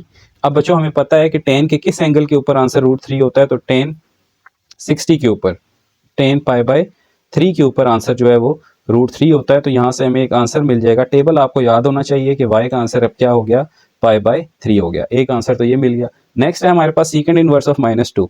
So y is equal to second inverse of -2। इसको आप क्या लिखेंगे, ये होगा second y is equal to -2, second यहाँ ले जाएं, इसको कॉज में चेंज करें। cos of y is equal to -1/2। अब बच्चों पहले ये बताएं कि cos के किस एंगल के ऊपर आंसर +1/2 होता है। y is equal to π/3। ठीक है, ये मैंने इसका आंसर नहीं लिखा, ये मैंने 1/2 का आंसर लिखा है। अब हम यहां लिखेंगे बट फॉर नेगेटिव वैल्यू, हमारा जो आंसर होगा वो होगा, जो असल y होगा वो होगा पाई माइनस जो आपका π/3 आया है, दिस इज 2π/3। ये क्वेश्चन हमने पहले भी किया हुआ है बच्चों। सो ये हमारा जो है वो असल y होगा जो हमने पुट करना है। ठीक है, सो ये आ जाएगा आपके पास 2π/3 ये दोनों मैं शेड कर रहा हूँ। जो चीज़ पिंक से शेड होगी बच्चों वो हमारे पास फाइनल आंसर होंगे, या आपने माइंड में याद रखना है नोट्स के अंदर। ठीक है, ये हमारे पास 1/2 हमने प्लस में देखना था। जब भी कॉज आपके पास आए तो आपने देखना कि +1/2 पे क्या आंसर होता है, तो वो π/3 है। लेकिन क्योंकि सेकंड में है, सेकंड का रेफरेंस एंगल π - थीटा होता है, तो ये आपके पास 2π/3। अब बच्चों ये दोनों एंगल आपने यहाँ पुट करने हैं, तो इसका आंसर क्या है π/3 और इसका आंसर क्या है 2π/3। दोनों को माइनस कर दें। नाउ π/3 माइनस 2π/3 कितना आएगा आंसर आपके पास? एलसीएम π/3 में से 2π/3 निकाल दें तो ये माइनस का π/3 आ जाएगा। This is your final answer. ठीक है, चलते हैं नेक्स्ट पार्ट पे। जी स्टूडेंट्स, पार्ट नंबर 4 है हमारे पास कॉट इनवर्स ऑफ -√3। तो बच्चों हमारे पास कॉट इनवर्स ऑफ -√3 क्या होता है? दरअसल ये होता है हमारे पास टेन इनवर्स ऑफ -1/√3। ठीक है, ये होता है दरअसल साइन इनवर्स ऑफ -1/2, और ये है आपके पास कॉज। तो ये cos inverse of this is equal to minus cos inverse of, इसको सॉल्व कर रहा हूँ तो ये 1/√2 बन रहा है। ठीक है, ये सारा सॉल्व करने के बाद अब आपको ये आंसर पता होना चाहिए। जी बच्चों, टेन की डोमेन क्या होती है हमारे पास?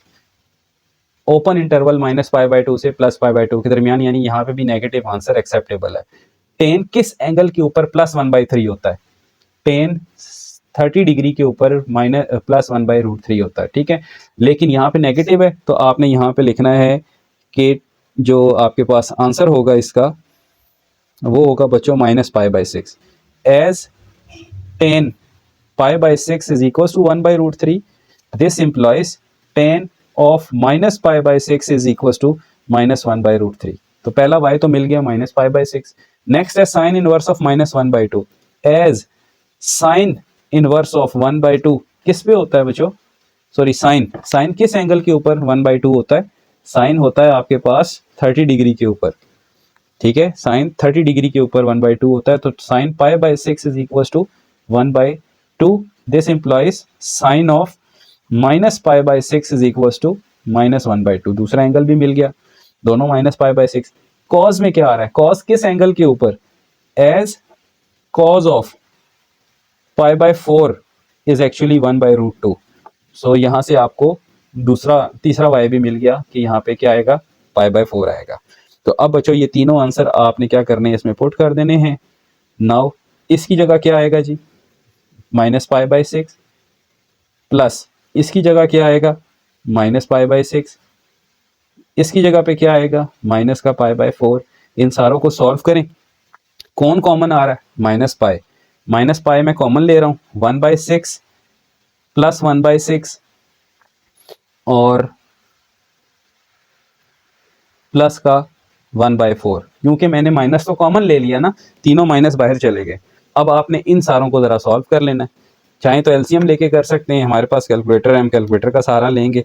प्लस 1/6 प्लस 1/4, तो क्या बन रहा है जी आपके पास? 7π/12। कितना आ रहा है? 7π/12।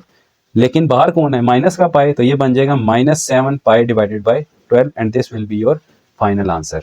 सो उम्मीद करता हूँ बच्चों आपको ये क्वेश्चन नंबर 2 समझ आया होगा। बिल्कुल भी मुश्किल नहीं है। बुक में इसका आंसर बच्चों आपको -5π/12 दिया हुआ है, तो वहाँ पे इसको +5/12 दिया हुआ है, तो उसको देख लीजिएगा। हम वैसे इस आंसर को वेरीफाई भी कर सकते हैं। अगर आप अपने कैलकुलेटर को डिग्रीज पे रखकर ये सारा क्वेश्चन टाइप करें, और कॉट तो हम टाइप नहीं कर सकते, हम इसको 10 में टाइप करेंगे, 10 इनवर्स ऑफ -1/√3, तो अभी पता चल जाएगा कि हमारा आंसर ठीक है या नहीं, √3। इसी तरह plus sign inverse of -1/2, next minus cos inverse of 1/√2। ठीक है, और अगर आप इसको इक्वल प्रेस करें तो ये आपके पास क्या आ रहा है? माइनस का 7π/12। So this is your fine and right answer. Book में इसका आंसर गलत है, वहाँ पे करेक्ट कर लीजिएगा। अब हम चलते हैं क्वेश्चन नंबर 3 पे। जी स्टूडेंट्स, क्वेश्चन नंबर 3 है हमारे पास, कहता है find the real value of the each of the following without using calculator. Okay, cos inverse of sine π/4, तो पहले हमें ब्रैकेट सॉल्व करनी पड़ेगी। साइन π/4 होता है बच्चों साइन 45 डिग्री, और साइन 45 डिग्री की वैल्यू होती है 1/√2। ये आपने टेबल से याद करनी है। आप यहाँ लिख लें कि as sine π/4 is equal to 1/√2। तो ये क्वेश्चन बन जाएगा आपका कॉस इनवर्स ऑफ 1/√2। अब कॉस के किस एंगल के ऊपर आपका आंसर 1/√2 होता है? सो कॉस इनवर्स ऑफ 1/√2 का मतलब आप इसको सॉल्व कर लें, आप इसको यहाँ लिख लें कि y इज इक्वल टू ठीक है, आप इस सारे को लिख लें, y इज इक्वल टू, तो यहाँ से आपके पास ये क्या बन जाएगा, cos y is equal to 1/√2, और इसको पहले क्वेश्चन की तरह सॉल्व कर लें कि cos of pi by 4 is actually equal to 1/√2, so it means के your final answer of y is pi by 4। ये पूरा क्वेश्चन आपने y लेट कर लिया था और आपके पास जो y का आंसर है वो क्या आ गया, पाई बाई 4 आ गया। इस तरह से आप ये क्वेश्चन सॉल्व कर सकते हैं, हर क्वेश्चन को आप y लेट कर लें। ठीक है जी, ये आपके पास पहला पार्ट था। अब हम चलते हैं इसके सेकंड पार्ट की तरफ। हम इसको भी y मान रहे हैं कि y is equal to sine inverse of, अच्छा ये बताएं जरा, cos -2 पाई बाई 3 किसके इक्वल होता है, cos ऑफ -2 पाई बाई 3। सो यहाँ पर बच्चों आपको एक आइडेंटिटी याद रखनी है, ये आगे चल के आप समझेंगे। ये आइडेंटिटी बच्चों होती है cos of pi minus theta is actually equal to minus cos of theta. ठीक है, cos of pi minus theta is equal to minus cos of theta. अब यहाँ पर आपके पास क्या है, cos ऑफ -2 पाई बाई 3 है, इसको आप लिख सकते हैं cos ऑफ -2 पाई बाई 3 को ब्रेक करके cos of pi minus pi by 3, sorry, so जो cos ऑफ -2 पाई बाई 3 है is actually cos of 2 pi by 3। Reason ये है कि cos अपने नेगेटिव को एब्जॉर्ब कर लेता है, और अब बच्चों हम इसको लिख सकते हैं cos 2 पाई बाई 3 को cos of pi minus pi by 3। ठीक है, ये आपने बात याद रखनी है कि cos के साथ जो अपना एंगल होता है नेगेटिव साइन वो एब्जॉर्ब हो जाता है, तो cos of -2 pi by 3 is actually cos of 2 pi by 3, इसका नेगेटिव खत्म हो गया। अब 2 पाई बाई 3 को आप लिख सकते हैं पाई माइनस पाई बाई 3। अब जरा इसको और इस आइडेंटिटी को कंफर्म करवाएं कि अगर cos के साथ पाई माइनस कुछ भी एंगल हो तो उसका answer minus cos of angle होता है, तो यहाँ एंगल की जगह कौन आ रहा है, पाई बाई 3 आ रहा है, तो आप इसको क्या लिख सकते हैं, minus cos of pi by 3। अब बच्चों cos ऑफ पाई बाई 3 का आंसर क्या होता है आपके पास, cos 60 degree, cos 60 degree is actually 1/2, cos 60 degree is actually 1/2, so minus 1/2 आपके पास इसका आंसर होगा। अगर आप चाहें तो cos 2 पाई बाई 3 को, वैसे हमने यहाँ पे कैलकुलेटर यूज नहीं करना इसलिए ये टेक्निक्स आपको सिखाई हैं, वरना अगर कैलकुलेटर यूज करना हो तो -2 pi by 3 is actually 120 degree. ठीक है, ठीक है जी। अब अगर आप इसका cos निकालते हैं तो ये आपके पास यही आंसर आता है। अगर मैं इसको cos ऑफ, सो यहाँ पे अगर मैं cos ऑफ -120 लिखता हूँ बच्चों तो मेरे पास आंसर भी -1/2 आता है। तो अब आप चाहें तो cos ऑफ -2 पाई बाई 3 का डायरेक्ट आंसर कैलकुलेटर से निकाल लें, लेकिन यहाँ पे मना किया गया है। तो फिर बच्चों आपने ये सारा काम करना है कि पहले cos ऑफ -2 पाई बाई 3 को मान लेना है कि ये +2 पाई बाई 3 होता है, cos एंगल एब्जॉर्ब कर लेता है नेगेटिव साइन, और फिर आपने 2 पाई बाई 3 को ब्रेक करना है पाई माइनस पाई बाई 3, और ये आइडेंटिटी यूज़ करनी है कि cos of pi minus theta is actually minus cos of theta. तो यहाँ पे थीटा की जगह पाई बाई 3 आ रहा था, तो नेगेटिव ऑफ पाई बाई 3, और पाई बाई 3 60 डिग्री होता है, cos 60 पे 1/2 होता है, cos 60 1/2 और negative sine as it is. अब बच्चों यहाँ पर आपके पास जो y के साथ साइन इनवर्स में आएगा वो क्या होगा, -1/2 आएगा, यानी कि इस पूरे का सोल्यूशन ये है। अब यहाँ पर कैसे होगा, इस साइन को यहाँ लाएं, ये आ जाएगा sine of y is equal to -1/2। जी बच्चों, साइन किस एंगल के ऊपर 1/2 होता है, साइन का आंसर होता है 1/2 30 डिग्री के ऊपर, तो -1/2 फिर किसके ऊपर होगा, -30 के ऊपर। ठीक है, मैं यहाँ वेरीफाई करवा देता हूँ कि sine of -30 is actually 1/2, but अगर यहीं पे हमें माइनस कर दूँ तो ये -1/2। सो यहाँ पे आपने लिखना है sine of -π/6 is equal to -1/2। So y का जो आंसर है आपके पास वो माइनस का π/6 होगा, यानी इस क्वेश्चन का आंसर क्या होगा, माइनस का π/6। इसका थर्ड पार्ट है बच्चों आपके पास cos इनवर्स ऑफ साइन 11 π/6। अब यहाँ पर भी एक इशू है, आइडेंटिटी यूज होगी। आइडेंटिटी ये है बच्चों कि आपको पता होना चाहिए कि sine 2π minus theta is actually equal to minus sine theta. ठीक है जी, अब इस 11 π/6 को सॉल्व करना है। 11 π/6 को तोड़ें दो हिस्सों में, इसको आप लिख सकते हैं साइन ऑफ 2π माइनस π/6। ठीक है जी, 11 π/6 को तोड़ा जा सकता है 2π माइनस π/6। इसको सॉल्व करें ना, 6 2 12, 12π माइनस π 11 π/6। सो आइडेंटिटी के हिसाब से ये पूरी चीज़ अब बन चुकी है माइनस साइन ऑफ π/6। अब माइनस साइन ऑफ π/6 का मतलब है कि साइन 30 का आंसर, साइन 30 होता है बच्चों आपके पास 1/2, तो आंसर बना -1/2 किसका, इस ब्रैकेट का। अब यहाँ पे आपने इसको y कहा हुआ है, y is equal to cos inverse of, अब इस ब्रैकेट में मैं क्या लिखूंगा, -1/2। अब ये -1/2 कैसे सॉल्व होगा बच्चों, ये हमने क्वेश्चन पहले भी किया हुआ है पहले पार्ट में। आपने इसको क्या लिखना है कि cos of y is equal to -1/2। सबसे पहले आप मुझे बताएं कि y कॉस के किस एंगल के ऊपर आंसर +1/2 होता है। कॉस का आंसर 1/2 होता है 60 डिग्री के ऊपर, लेकिन ये नेगेटिव है, तो नेगेटिव के लिए हम क्या करते हैं सेकंड क्वाड्रेंट में, reference angle pi minus pi by 3। तो यहाँ पे हम लिखेंगे कि for negative y is equal to pi minus pi by 3। तो इसका जो आंसर होगा बच्चों वो होगा 2 पाई बाई 3। इस क्वेश्चन का आंसर आएगा 2 पाई बाई 3। ये क्वेश्चन हमने 12 पहले भी इन एक दो पार्ट्स में सॉल्व किया हुआ है, वहाँ पे आप इसका डिटेल सोल्यूशन देख लें। लेकिन आपने जब भी नेगेटिव आए कॉस के साथ तो क्या करना है, पहले देखना है कि कॉस की किस वैल्यू के ऊपर आंसर +1/2 होता है, दैट इज पाई बाई 3। लेकिन नेगेटिव की वजह से उसे पाई में से माइनस करके अपना आंसर आपने लिखना है। चलते हैं इसके पार्ट 4 पे। पार्ट 4 है बच्चों cos of inverse cos pi by 6। आसान सा सवाल है कि y is equal to cos inverse, bracket में मैं यहाँ पहले लिखूंगा कि cos पाई बाई 6 क्या होता है भाई, cos पाई बाई 6 होता है cos 30 degree, that is square the root of 3/2। Table से याद कर लें, टेबल आपको बनवा के दिया हुआ है। तो यहाँ पे मैं क्या लिखूंगा, √3/2 जी। अब यहाँ से बताएं बेटा cos के किस एंगल के ऊपर आंसर √3/2 होता है। cos को यहाँ लाएं, ये बनेगा cos y, this is √3/2 cos of 30 degree, ठीक है। cos of pi by 6 is actually equal to √3/2। It means कि यहाँ पे जो y का आंसर है वो है √3 पाई बाई 6। ठीक है बच्चों, ये आपके पास इसका फाइनल आंसर है। जितने आंसर हैं बॉक्सेस में उनको शेड अप कर देता हूँ ताकि आपको याद रहे कि ये आपका आंसर होगा। ठीक है जी,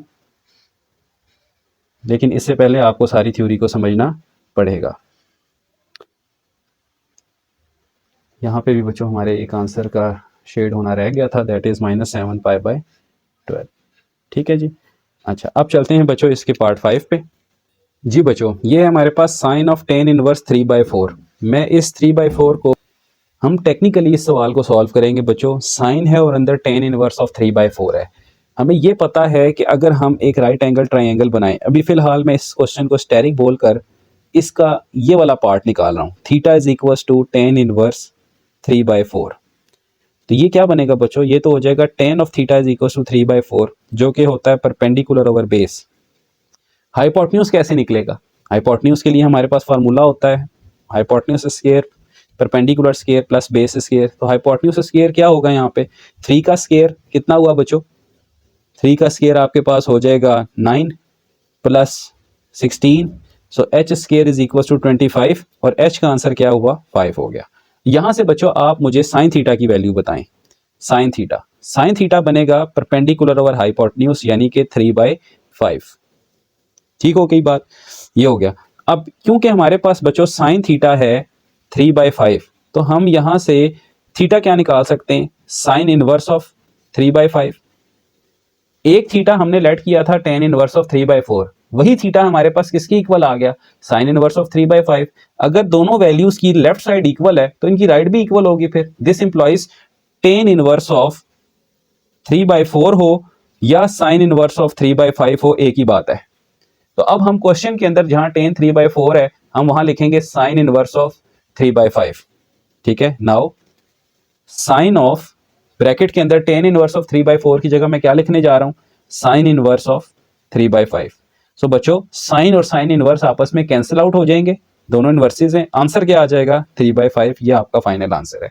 सो ऐसे क्वेश्चंस को आपने इस तरह से टेक्निकली सॉल्व करना है। उम्मीद है आपको समझ आया होगा। चलते हैं इसके क्वेश्चन 6 पे। जी स्टूडेंट्स, क्वेश्चन 6 है हमारे पास cos of 2 sine inverse of √2/2।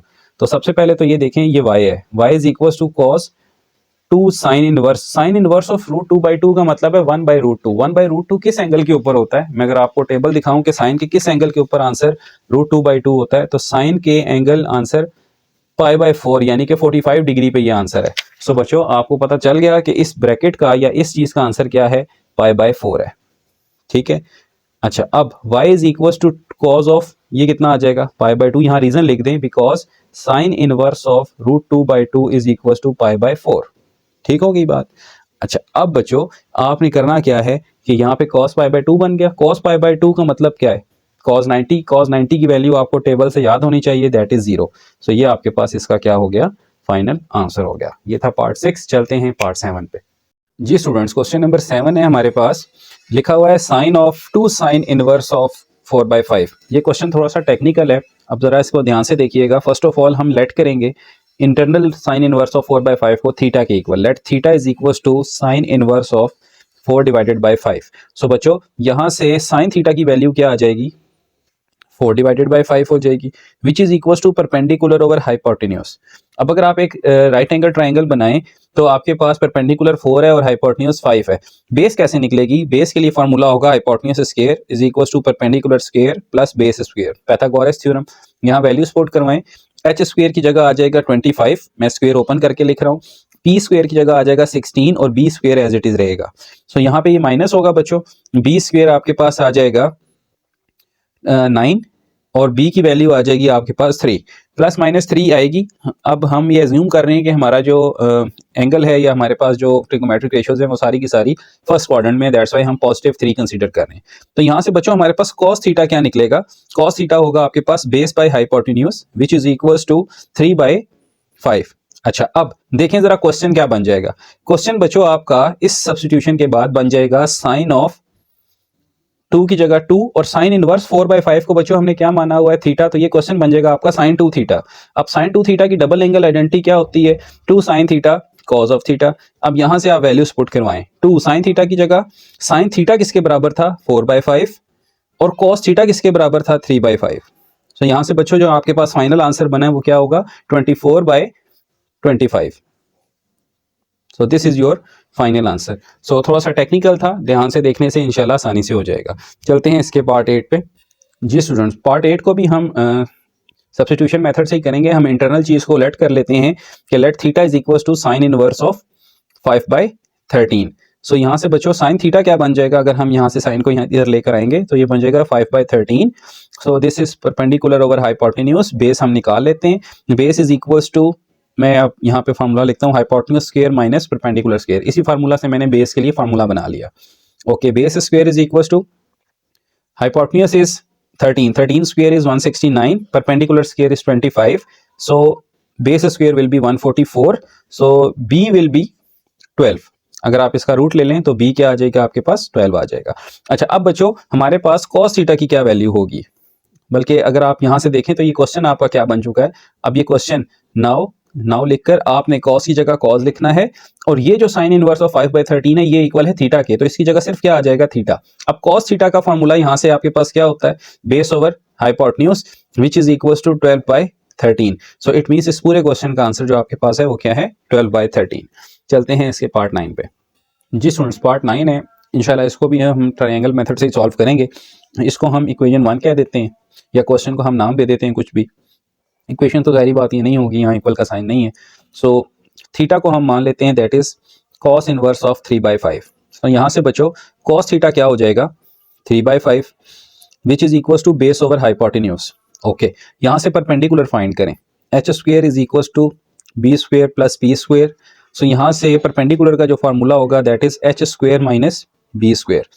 So P square will be, h की वैल्यू बच्चों 5 है तो ये 25 हो जाएगा, माइनस b की वैल्यू 3 है तो ये 9 हो जाएगा, परपेंडिकुलर आपके पास आ जाएगा 16 और p की जो वैल्यू है बच्चों वो आ जाएगी 4। यहां से नाउ अब जो क्वेश्चन 1 था, नाउ फ्रॉम 1 आपका था sine of cos inverse of 3/5। जी बच्चों, ये साइन इनवर्स साइन के साथ आपके पास cos इनवर्स ऑफ 3/5 आपने क्या माना हुआ है? That is theta. तो इसकी जगह पे थीटा पुट हो जाएगा और साइन थीटा की वैल्यू आप निकाल सकते हैं, this is equal to perpendicular over hypotenuse. So आपका जो फाइनल आंसर है बच्चों वो क्या होगा? परपेंडिकुलर की वैल्यू है 4 और हाइपोटेन्यूज की वैल्यू है 5, सो 4/5 will be your final answer. उम्मीद है समझ आया होगा। ओके स्टूडेंट्स, इस पार्ट 9 में हमसे थोड़ी सी मिस्टेक ये हुई है, लेकिन इससे आंसर पे फ़र्क नहीं पड़ा कि हमें यहाँ पे थीटा के साथ यहाँ पे माइनस डालना चाहिए था, तो यहाँ -3 आता है बच्चों। ये cos इनवर्स ऑफ -3/5 हो जाएगा। जब आप यहाँ पुट करेंगे -3 का स्क्वायर बेस में, ठीक है, तो बेस में -3 का स्क्वायर फिर भी क्या होगा? +9 ही माना जाएगा, ठीक है। तो hypotenuse square minus base square में हाइपोटेन्यूज की जगह 5 आएगा और बेस में -3 का स्क्वायर तब भी +9 ही होगा। और जब आप साइन निकालेंगे तो उसमें बेस का यूज़ नहीं है, इस नेगेटिव साइन का कोई यूज़ नहीं है, इसलिए आंसर ये ठीक है। तो सिर्फ यहाँ पे नेगेटिव आना था, लेकिन उससे आंसर पे कोई फर्क नहीं पड़ेगा। चलते हैं अब नेक्स्ट पार्ट पे, चलते हैं इसके नेक्स्ट पार्ट पे। जी बच्चों, पार्ट 10 है हमारे पास, sine of sine inverse 2/3 plus cos inverse of 1/2। हम सबसे पहले अपने क्वेश्चन को टैग दे देंगे 1 का, और यहाँ पे दो हमारे पास रेशियोज है जिनको हम दो डिफरेंट एंगल्स में लेट करेंगे। फर्स्ट हम किसको सॉल्व करेंगे? हम लेट करेंगे theta is equal to sine inverse of 2/3। Okay, so यहाँ से बच्चों आपके पास जो साइन थीटा की वैल्यू है वो क्या होगी, 2/3। यहाँ से आप परपेंडिकुलर बाय हाइपोटेन्यूज का फार्मूला लगाएं और बेस की वैल्यू निकालें। So base square is equal to hypotenuse square minus perpendicular square. Base square is equal to 9 minus 4, so base square is equals to 5 and base is equals to square the root of 5। Base आने के बाद बच्चों अब आप निकालें cos theta, theta angle के लिए cos की value, this is equals to base over hypotenuse which is √5/3। So इसको आपने माइंड में रखना है, इसको आप स्टेरिक का नाम दे दें। ओके अब आपके पास साइन थीटा की वैल्यू भी है दैट इज 2/3 और cos थीटा की वैल्यू भी है दैट इज √5/3। ओके नेक्स्ट, अब दूसरी चीज आपके पास है cos इनवर्स 1/2। नाउ सेकेंड आप लेट करें angle phi is equal to cos inverse of 1/2। यहां से कॉस फाई क्या होगा, दैट विल बी 1/2। अब इसकी मदद से आप साइन फाई निकालें। ठीक है बच्चों, आप चाहें तो ट्रिग्नोमेट्रिक आइडेंटिटी से भी निकाल सकते हैं, ठीक है, नहीं तो फिर आप यहां से बेस ओवर हाइपोटेन्यूज फार्मूला लगाकर परपेंडिकुलर फाइंड करें और वहां से साइन फाई निकाल लें। तो यही मेथड हम फॉलो करते आ रहे हैं, तो हम वही फाइंड करेंगे। So perpendicular square is equal to hypotenuse square minus base square. जी बच्चों, परपेंडिकुलर स्क्वायर हाइपोटेन्यूज स्क्वायर की जगह 4 आ जाएगा, बेस स्क्वायर की जगह 1, so perpendicular square will be 3 and p will be square the root of 3। Now अब आप sine phi निकालें। साइन फाई का फार्मूला होगा perpendicular over hypotenuse that is √3/2। ये आपके पास साइन फाई आ गया। आपके पास साइन फाई भी है, कॉस फाई भी है, साइन थीटा भी है और कॉस थीटा भी है। आपकी आसानी के लिए मैं इसको शेड कर देता हूं ताकि फार्मूला जब हम लगाएं तो ये चीजें आपको रिमाइंड रहें कि ये चीज यूज हो रही है। ठीक हो गया, ये मैं शेड कर रहा हूं।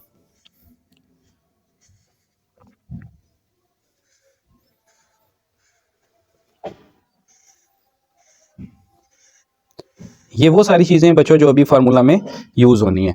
अब जरा क्वेश्चन की तरफ जाते हैं। क्वेश्चन 1 हमारे पास अब क्या बन जाएगा। नाउ क्वेश्चन 1 हमारे पास बन जाएगा साइन ऑफ, देखें इसकी जगह पे क्या आ जाएगा, थीटा आ जाएगा, क्योंकि ये साइन इनवर्स 2/3 हमने थीटा लेट किया हुआ है, तो यहाँ पे आ जाएगा थीटा और इसकी जगह हमने फाई रखना है, तो यहाँ पे आ जाएगा +5। क्वेश्चन ये बन चुका है। Now sine alpha plus beta first year में पढ़ा था, बहुत आसान फार्मूला है, that is sine alpha cos beta. ठीक है, अल्फा की थीटा है वैल्यू और बीटा की फाई है, plus cos theta sine phi. तो ये मकसद था बच्चों आपकी ये 4 वैल्यूज निकालने का। अब बारी बारी वैल्यूज पुट कर दें। साइन थीटा की वैल्यू थी 2/3, कॉस फाई की वैल्यू थी हमारे पास 1/2, प्लस कॉस थीटा की वैल्यू थी √3/5 और साइन फाई की वैल्यू थी √3/2।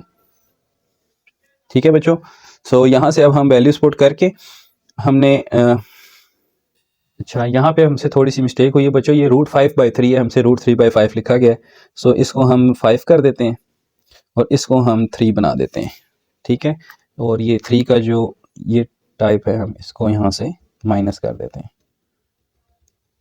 ठीक हो गया बच्चों, चलें अब इसको ज़रा सॉल्व करें।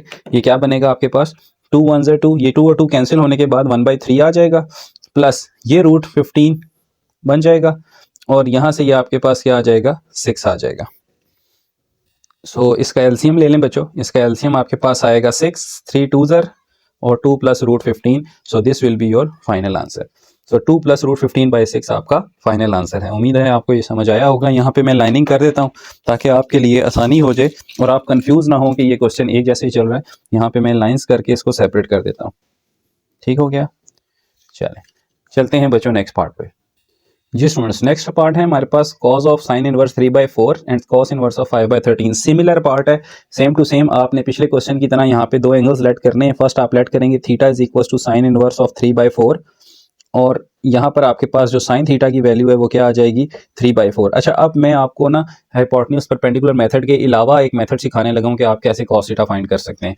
बच्चों हमारे पास फॉर्मूला एक होता है sine square theta plus cos square theta. मैं यहाँ पे आपको लिख के बता देता हूँ, sine square theta plus cos square theta is equal to 1। तो अगर हमें साइन स्क्वायर की वैल्यू फाइंड करनी है तो ये 1 माइनस कॉस स्क्वायर हो जाएगी, और खाली साइन की फाइंड करनी हो तो आप रूट ले लें, तो this will become 1 minus cos square theta का स्क्वायर रूट। तो साइन थीटा अगर फाइंड करना हो तो ये फार्मूला यूज कर सकते हैं। इसी तरह कॉस थीटा अगर फाइंड करना हो तो साइन को वहां ले जाएं, तो ये 2 फार्मूला यूज करके आप आंसर निकाल सकते हैं। तो यहाँ पे अब मैं कॉस थीटा के लिए फार्मूला यूज करूंगा, cos square theta is equal to 1 minus sine square theta. Cos square theta 1 minus sine square की जगह आ जाएगा 9/16। एलसीएम ले लें इसका, cos square theta is equal to 16 - 1, this will be 7/16। 16। So यहाँ से आपके पास जो वैल्यू आएगी बच्चों वो होगी कॉस थीटा की स्क्वायर द रूट ऑफ 7/4। ये बात आपने याद रखनी है कि एलसीएम्स और इस तरह की शॉर्ट जो कैलकुलेशंस हैं उन पे आपकी कमांड होनी चाहिए। सेकंड ईयर के स्टूडेंट को इतना कैपेबल होना चाहिए कि ये 1 - 9/16 एलसीएम कैसे लिया गया है, 16 - 9/16, तो ये सारी चीज़ें आपको आनी चाहिए। अब बच्चों ये हमने कॉस थीटा की वैल्यू निकाल ली और हमारे पास साइन थीटा ऑलरेडी क्वेश्चन में मौजूद है, इसको भी हम शेड कर लेते हैं। ओके, थीटा की तो दोनों वैल्यूज पूरी हो गई। अब बच्चों नेक्स्ट एंगल पे चलते हैं। नेक्स्ट एंगल हमारे पास कौन सा है, cos inverse of 5/13। Cos inverse of 5/13, यहाँ से मैं इसको पार्टीशन करता हूँ क्वेश्चन को यूं। चलें, अब बच्चों नेक्स्ट जो हमने लेट करना है वो है phi. Phi is equal to cos inverse of 5/13। यहाँ से कॉस 5 फिर क्या बन जाएगा, दिस इज 5/13। साइन फाई निकालने के लिए फार्मूला यूज करेंगे, sine square phi is equal to 1 minus cos square phi. Sine square phi is equal to 1 minus cos square क्या होता है बच्चों, 25/169। तो sine square phi is equal to 169 minus 1, this is sorry 25, this is 144/169। अब आपने तो sign निकालना है, खाली रूट ले लें दोनों तरफ, तो ये आपके पास आ जाएगा 12/13। सो बच्चों साइन फाई भी आपके पास आ चुका है, यहां से कॉस फाई ऑलरेडी मौजूद है। तो अब ये चारों एंगल्स जो हैं ये आपके पास पूरे हो चुके हैं, ट्रिग्नोमेट्रिक वैल्यूज। अब आप क्वेश्चन पे चलें और देखें कि क्वेश्चन में हमने क्या चीज पुट करनी है।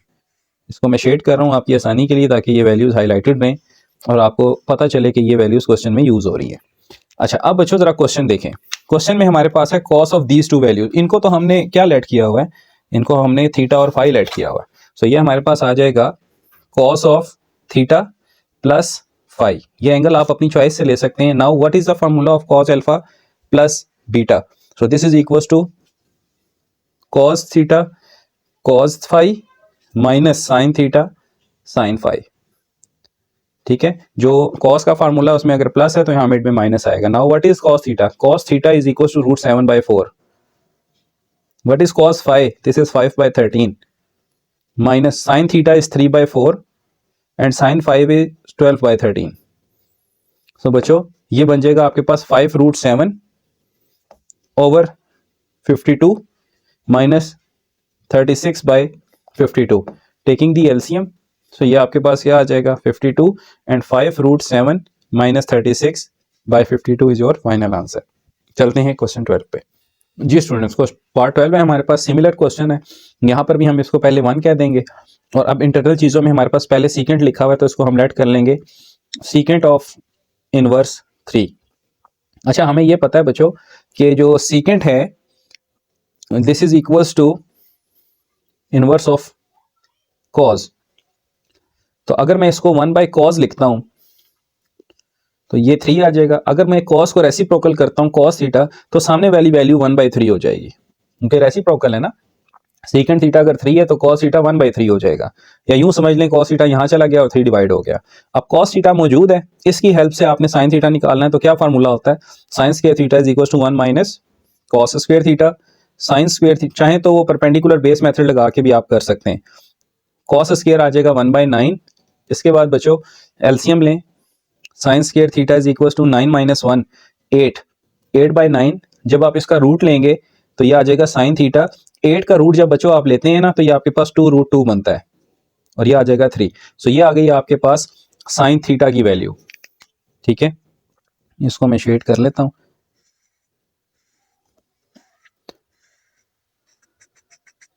ओके, इसी तरह यहां से cos थीटा को शेड कर लेते हैं, ये भी यूज होगी। अब नेक्स्ट बच्चों हमारे पास जो वैल्यू है that is tan theta. So tan theta हमने लेट करना है फाई। अगर मैं आपके सामने करूं तो यहां पे क्या लिखा हुआ है tan theta. Now phi is equals to tan inverse of 2। So ये क्या आ जाएगा tan theta is equals to 2। अब अगर tan थीटा है ना बच्चों आपके पास तो आपने निकालना है यहाँ पे साइन और कॉस थीटा, नहीं सॉरी फाई। ठीक है, क्योंकि हमने यहाँ पे साइन और कॉस में वैल्यू चाहिए हमें। तो tan थीटा अगर आपकी फाइल आपके पास लिखा हुआ है तो ये होता है बेटा perpendicular over base. It means this is 2/1। Hypotenuse क्या होगा, perpendicular square plus base square. Hypotenuse square is equal to 2 square 4 + 1 H square is equal to 5 and H is equal to root 5। अब आप बाकी दोनों वैल्यूज निकालेंगे, sign five भी और cos five भी। तो साइन फाइव जो है बच्चों वो होगा परपेंडिकुलर ओवर हाइपोटेन्यूज। परपेंडिकुलर था आपके पास 2 और हाइपोटेन्यूज है root 5, this will be 2 over root 5। और cos फाइव क्या होगा, this is equal to base over hypotenuse which is 1 and hypotenuse is root 5, so 1 over root 5। इन दोनों वैल्यूज को हम शेड कर लेते हैं। ठीक है बच्चों, जी बच्चों, तो अब क्वेश्चन क्या बन जाएगा, क्वेश्चन बन जाएगा आपके पास cos की जगह cos, इसकी जगह बच्चों आपने लिखना है थीटा, यहाँ पे आ जाएगा थीटा, और इसकी जगह आपने लिखना है फाई। जी क्या फार्मूला होता है, this is cos theta cos phi minus sine theta sine phi. Okay, अच्छा अब cos थीटा क्या है, ये निकाला हुआ है हमने 1/3। cos फाई क्या था बच्चों, वो है 1 ओवर रूट 5, अभी निकाला था हमने, यहां से आप देख सकते हैं। इसी तरह साइन थीटा है 2 root 3 over, sorry 2 root 2 over 3, और साइन फाई है बच्चों 2 ओवर रूट 5। अब जो फाइनल आंसर बनेगा वो होगा 1 ओवर रूट 15, सॉरी 3 रूट 5, और minus this is 2 2 4, 4 root 2 over 2 root 5। So final answer आपके पास बन रहा है बच्चों, अगर आप इसका एलसीएम ले लें 2 सॉरी 3 है यहाँ पे, 3 रूट 5 और 1 minus 4 root 2, this will be your final answer. उम्मीद है ये क्वेश्चन 3 आपको समझ आया होगा। चलते हैं क्वेश्चन 4 पे। जी स्टूडेंट्स, क्वेश्चन नंबर 4 का फर्स्ट पार्ट है आपके पास, आपने अननोन की वैल्यू फाइंड करनी है और आसान तरीन सवाल है ये, यही आप अभी क्वेश्चन 3 में करके आए हैं। तो आप इसकी लेफ्ट हैंड साइड लेट करें, लेफ्ट हैंड साइड, और वहां पे आपको जो वैल्यू दी गई है उसको आप थीटा लेट कर लें, that is theta is equal to cos inverse of 3/5, इसको 1 कह लें। यहाँ से कॉस थीटा की वैल्यू क्या होगी, दिस विल बी 3/5। अब यहाँ से बेटा साइन थीटा की वैल्यू निकालें, sine theta is equal to 1 minus cos square theta, so sine theta is equal to square के साथ 1 माइनस 3/5 का स्क्वेयर, दैट विल बी 9/25।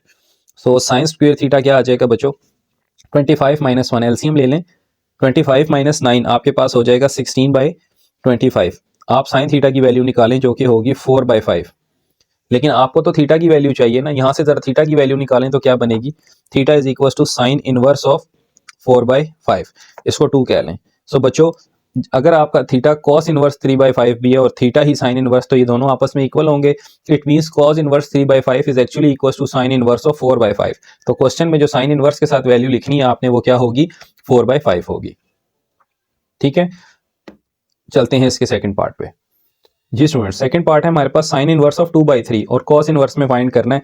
सो यहाँ पर भी आप लेफ्ट हैंड साइड लेट कर लें इसकी थीटा के इक्वल, साइन इनवर्स ऑफ 2/3, यहाँ से साइन थीटा किसके इक्वल हो जाएगा, 2/3 के। कॉस थीटा की वैल्यू क्या होगी, cos square theta is equal to 1 minus sine square theta, और यहाँ आ जाएगा cos square theta is equal to 1 minus 4/9। यहाँ से आपके पास कॉस स्क्वायर थीटा आ जाएगा बच्चों 9 माइनस 4, 5/9, और कॉस थीटा की जो वैल्यू है वो होगी रूट 5/3।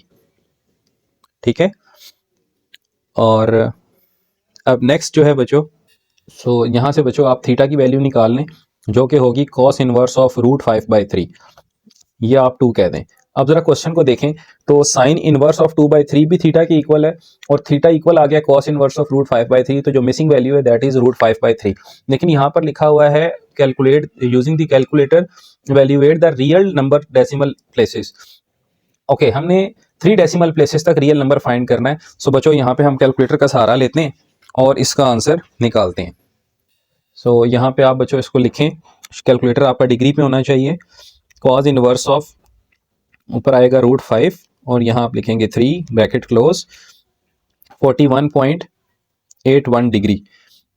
ठीक है, तो यहाँ पे इसका आंसर होगा 41.810 डिग्रीज। ठीक है बच्चों, ये आपने इसका डिग्री में आंसर लिखना है।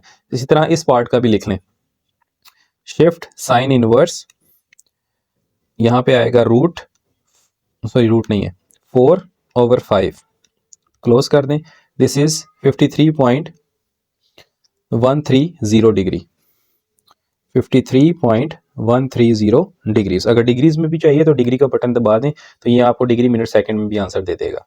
अब चलते हैं इसके थर्ड पार्ट पे। जी स्टूडेंट्स, पार्ट नंबर 3 है हमारे पास, सिंपल सा क्वेश्चन है। लेफ्ट साइड को हम थीटा लेट करेंगे, that is sine inverse of -1/√5। ठीक है, यहाँ से साइन थीटा की वैल्यू क्या आ जाएगी हमारे पास, minus 1 over square the root of 5। Cos square theta का क्या फार्मूला होगा, 1 minus sine square theta. So cos square theta बन जाएगा बच्चों 1 माइनस 1/5। ठीक है, क्योंकि जब हम स्क्वायर लेंगे तो नेगेटिव साइन खत्म हो जाएगा इसका। अब कॉस स्क्वायर थीटा क्या आ जाएगा 4/5, और यहां से बच्चों अगर हम इसका कॉस का आंसर निकालना चाहें तो आएगा हमारे पास 2/√5, क्योंकि स्क्वायर ले लिया जाएगा, स्क्वायर रूट सॉरी। अच्छा, कॉस थीटा तो आ गया, हमें थीटा की वैल्यू चाहिए, that will B cos inverse of 2/√5। So it means कि अगर हमारे पास थीटा जो है वो किसके इक्वल है, साइन इनवर्स ऑफ दिस, तो हमारा थीटा जो है वो कॉस इनवर्स ऑफ 5/3 के भी इक्वल है। अच्छा, यहाँ पे नेगेटिव का साइन भी है, तो आपने यहाँ पर क्या कर देना है, थीटा को नेगेटिव कर देना है। तो यहाँ से ये बन जाएगा माइनस कॉज ऑफ इनवर्स 2/√5। सो अब बच्चों आप यहाँ से इसकी वैल्यू निकाल सकते हैं, कैलकुलेटर का यूज़ करें।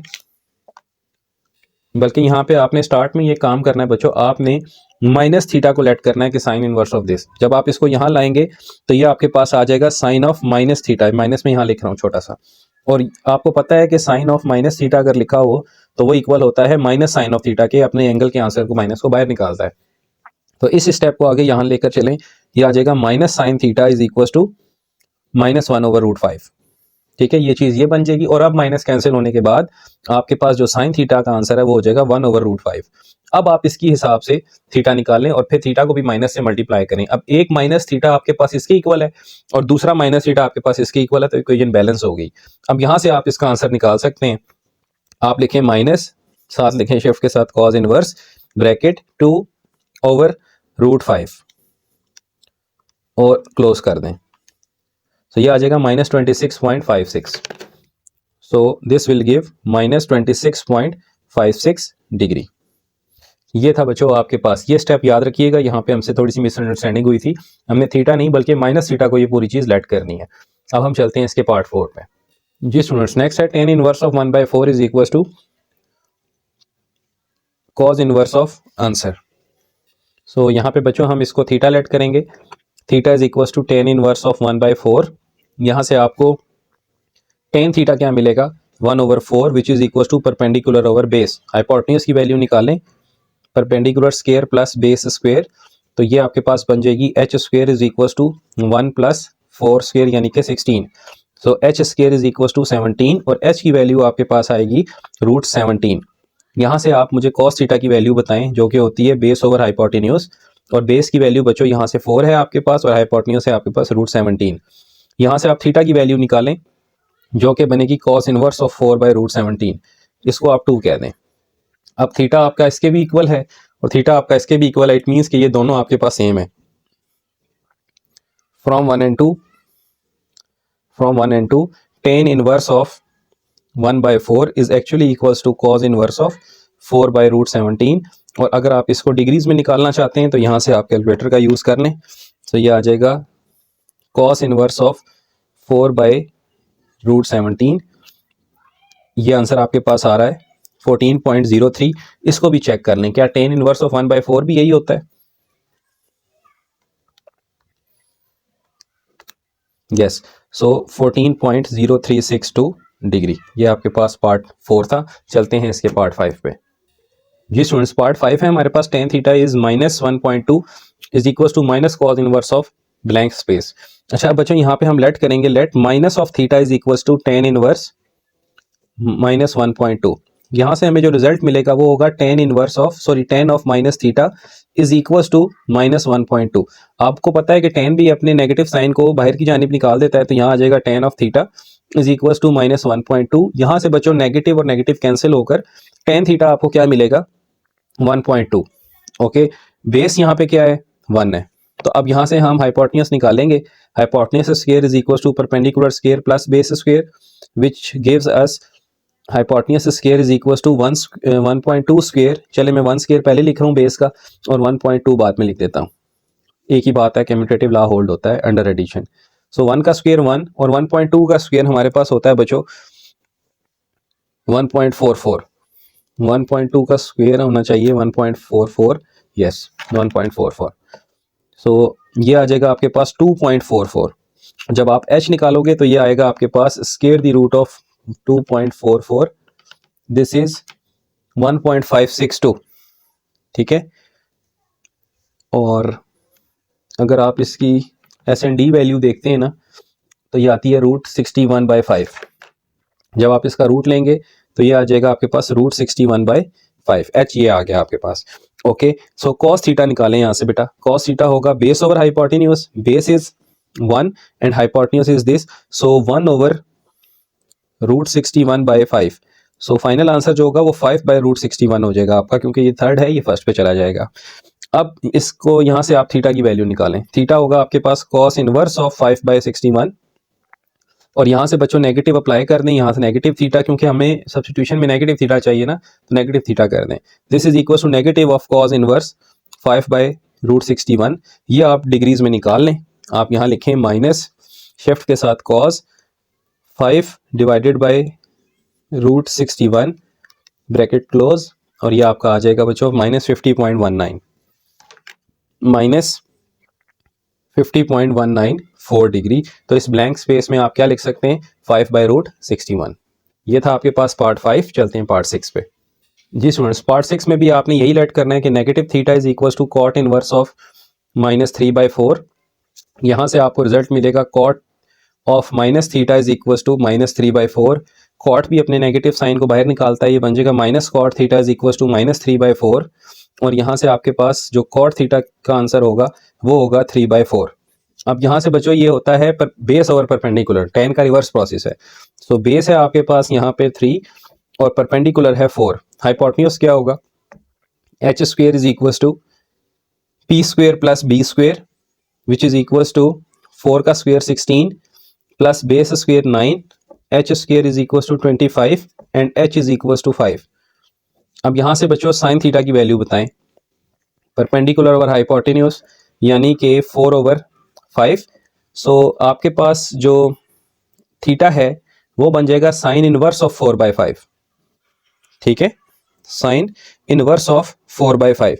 लेकिन आपने माइनस थीटा लेट किया था, तो यहाँ भी माइनस अप्लाई करें, माइनस दोनों तरफ लगा दें, ये बन जाएगा minus sign inverse of 4/5। So blank space आपको पता चल गई कि यहाँ पे कौन आएगा, 4/5। अब इसी एंगल को डिग्रीज में निकालना है, तो आप लिखें माइनस शिफ्ट के साथ साइन 4/5 ब्रैकेट कर दें क्लोज, ये आ जाएगा -53.13, -53.130। This will be your final answer. चलते हैं इसके नेक्स्ट पार्ट 7 पे। जी स्टूडेंट्स, पार्ट 7 है हमारे पास। Secant inverse of 2.041 is equal to tan inverse of blank space. तो यहाँ पे भी आप थीटा लेट करें, सीकेंड inverse of 2.041।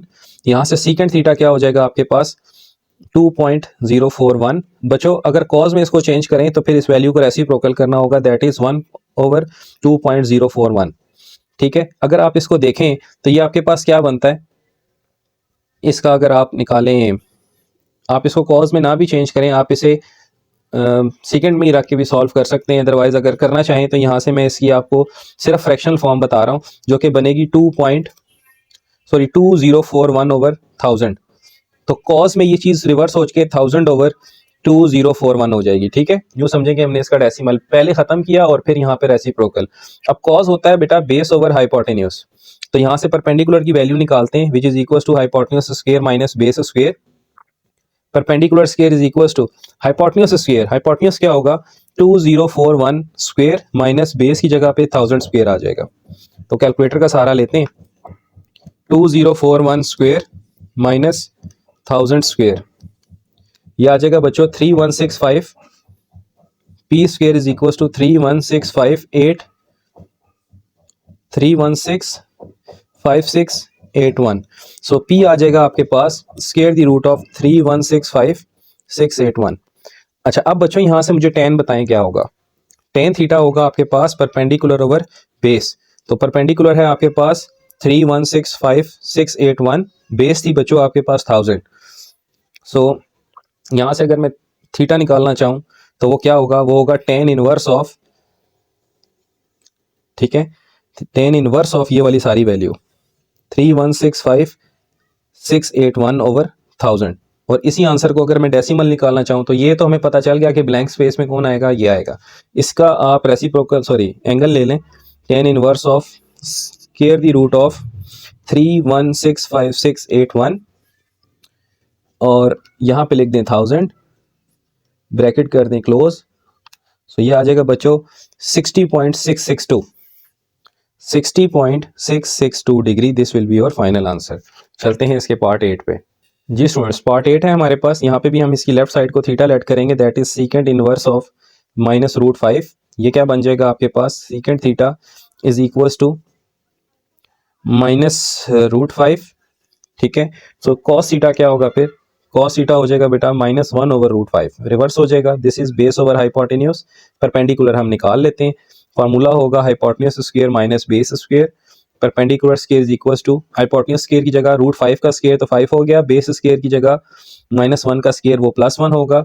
So perpendicular square आपके पास आ जाएगा 4 और p की वैल्यू होगी आपके पास 2।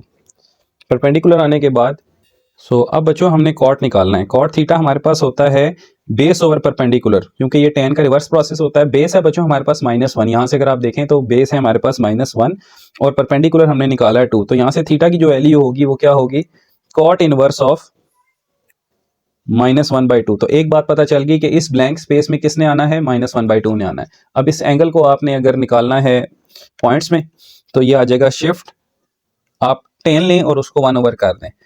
ठीक है, पहले हम शिफ्ट tan करके निकालते हैं -1/2 को।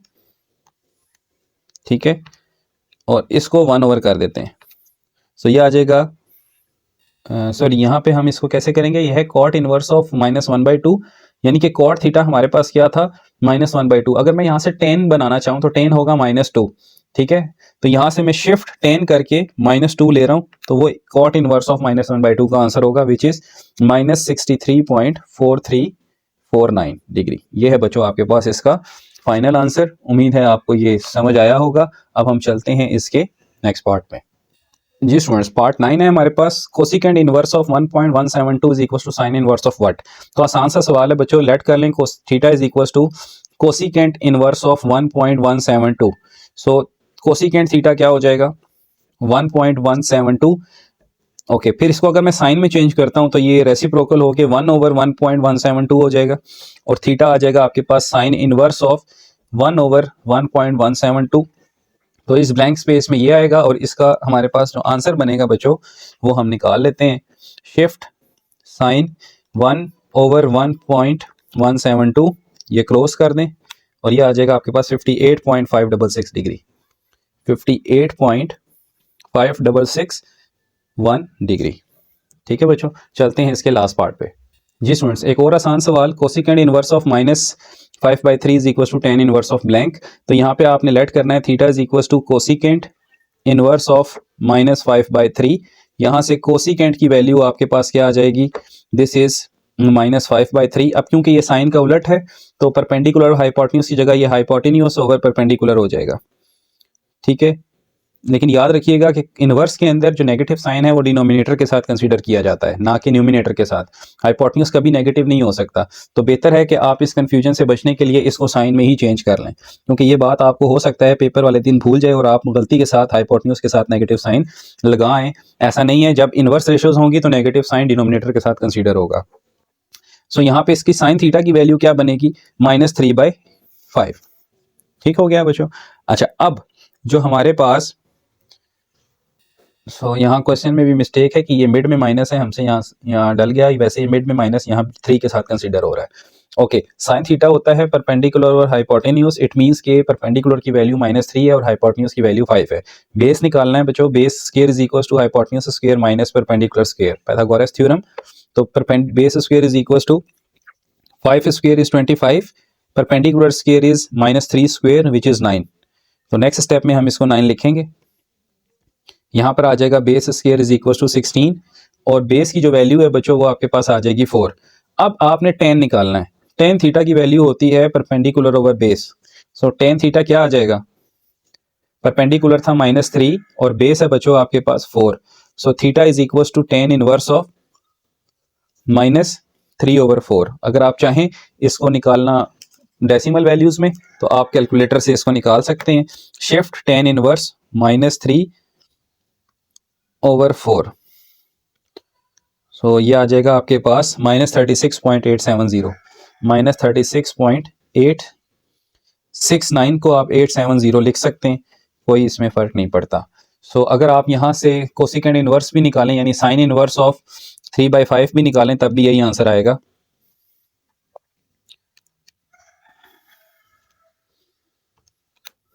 ठीक है बच्चों, इससे कोई फर्क नहीं पड़ता, इसका मतलब आइडेंटिटी का आंसर कंफर्म है। ये थी बेटा आपके पास एक्सरसाइज 8.1 कंप्लीट। उम्मीद है आपको समझ आई होगी। फिर भी अगर आपको लगता है कि कहीं किसी चीज़ में प्रॉब्लम है तो कमेंट सेक्शन में मेरा नंबर भी है, डिस्क्रिप्शन में भी आपको नंबर मिल जाएगा और आप फील फ्री होकर कॉन्टैक्ट कर सकते हैं ताकि आपकी कन्फ्यूजन दूर की जा सके। अपना अपने पेरेंट्स का ख्याल रखिएगा। मिलते हैं नेक्स्ट लेक्चर में। फ़ी अमानिल्लाह। अल्लाह हाफिज़।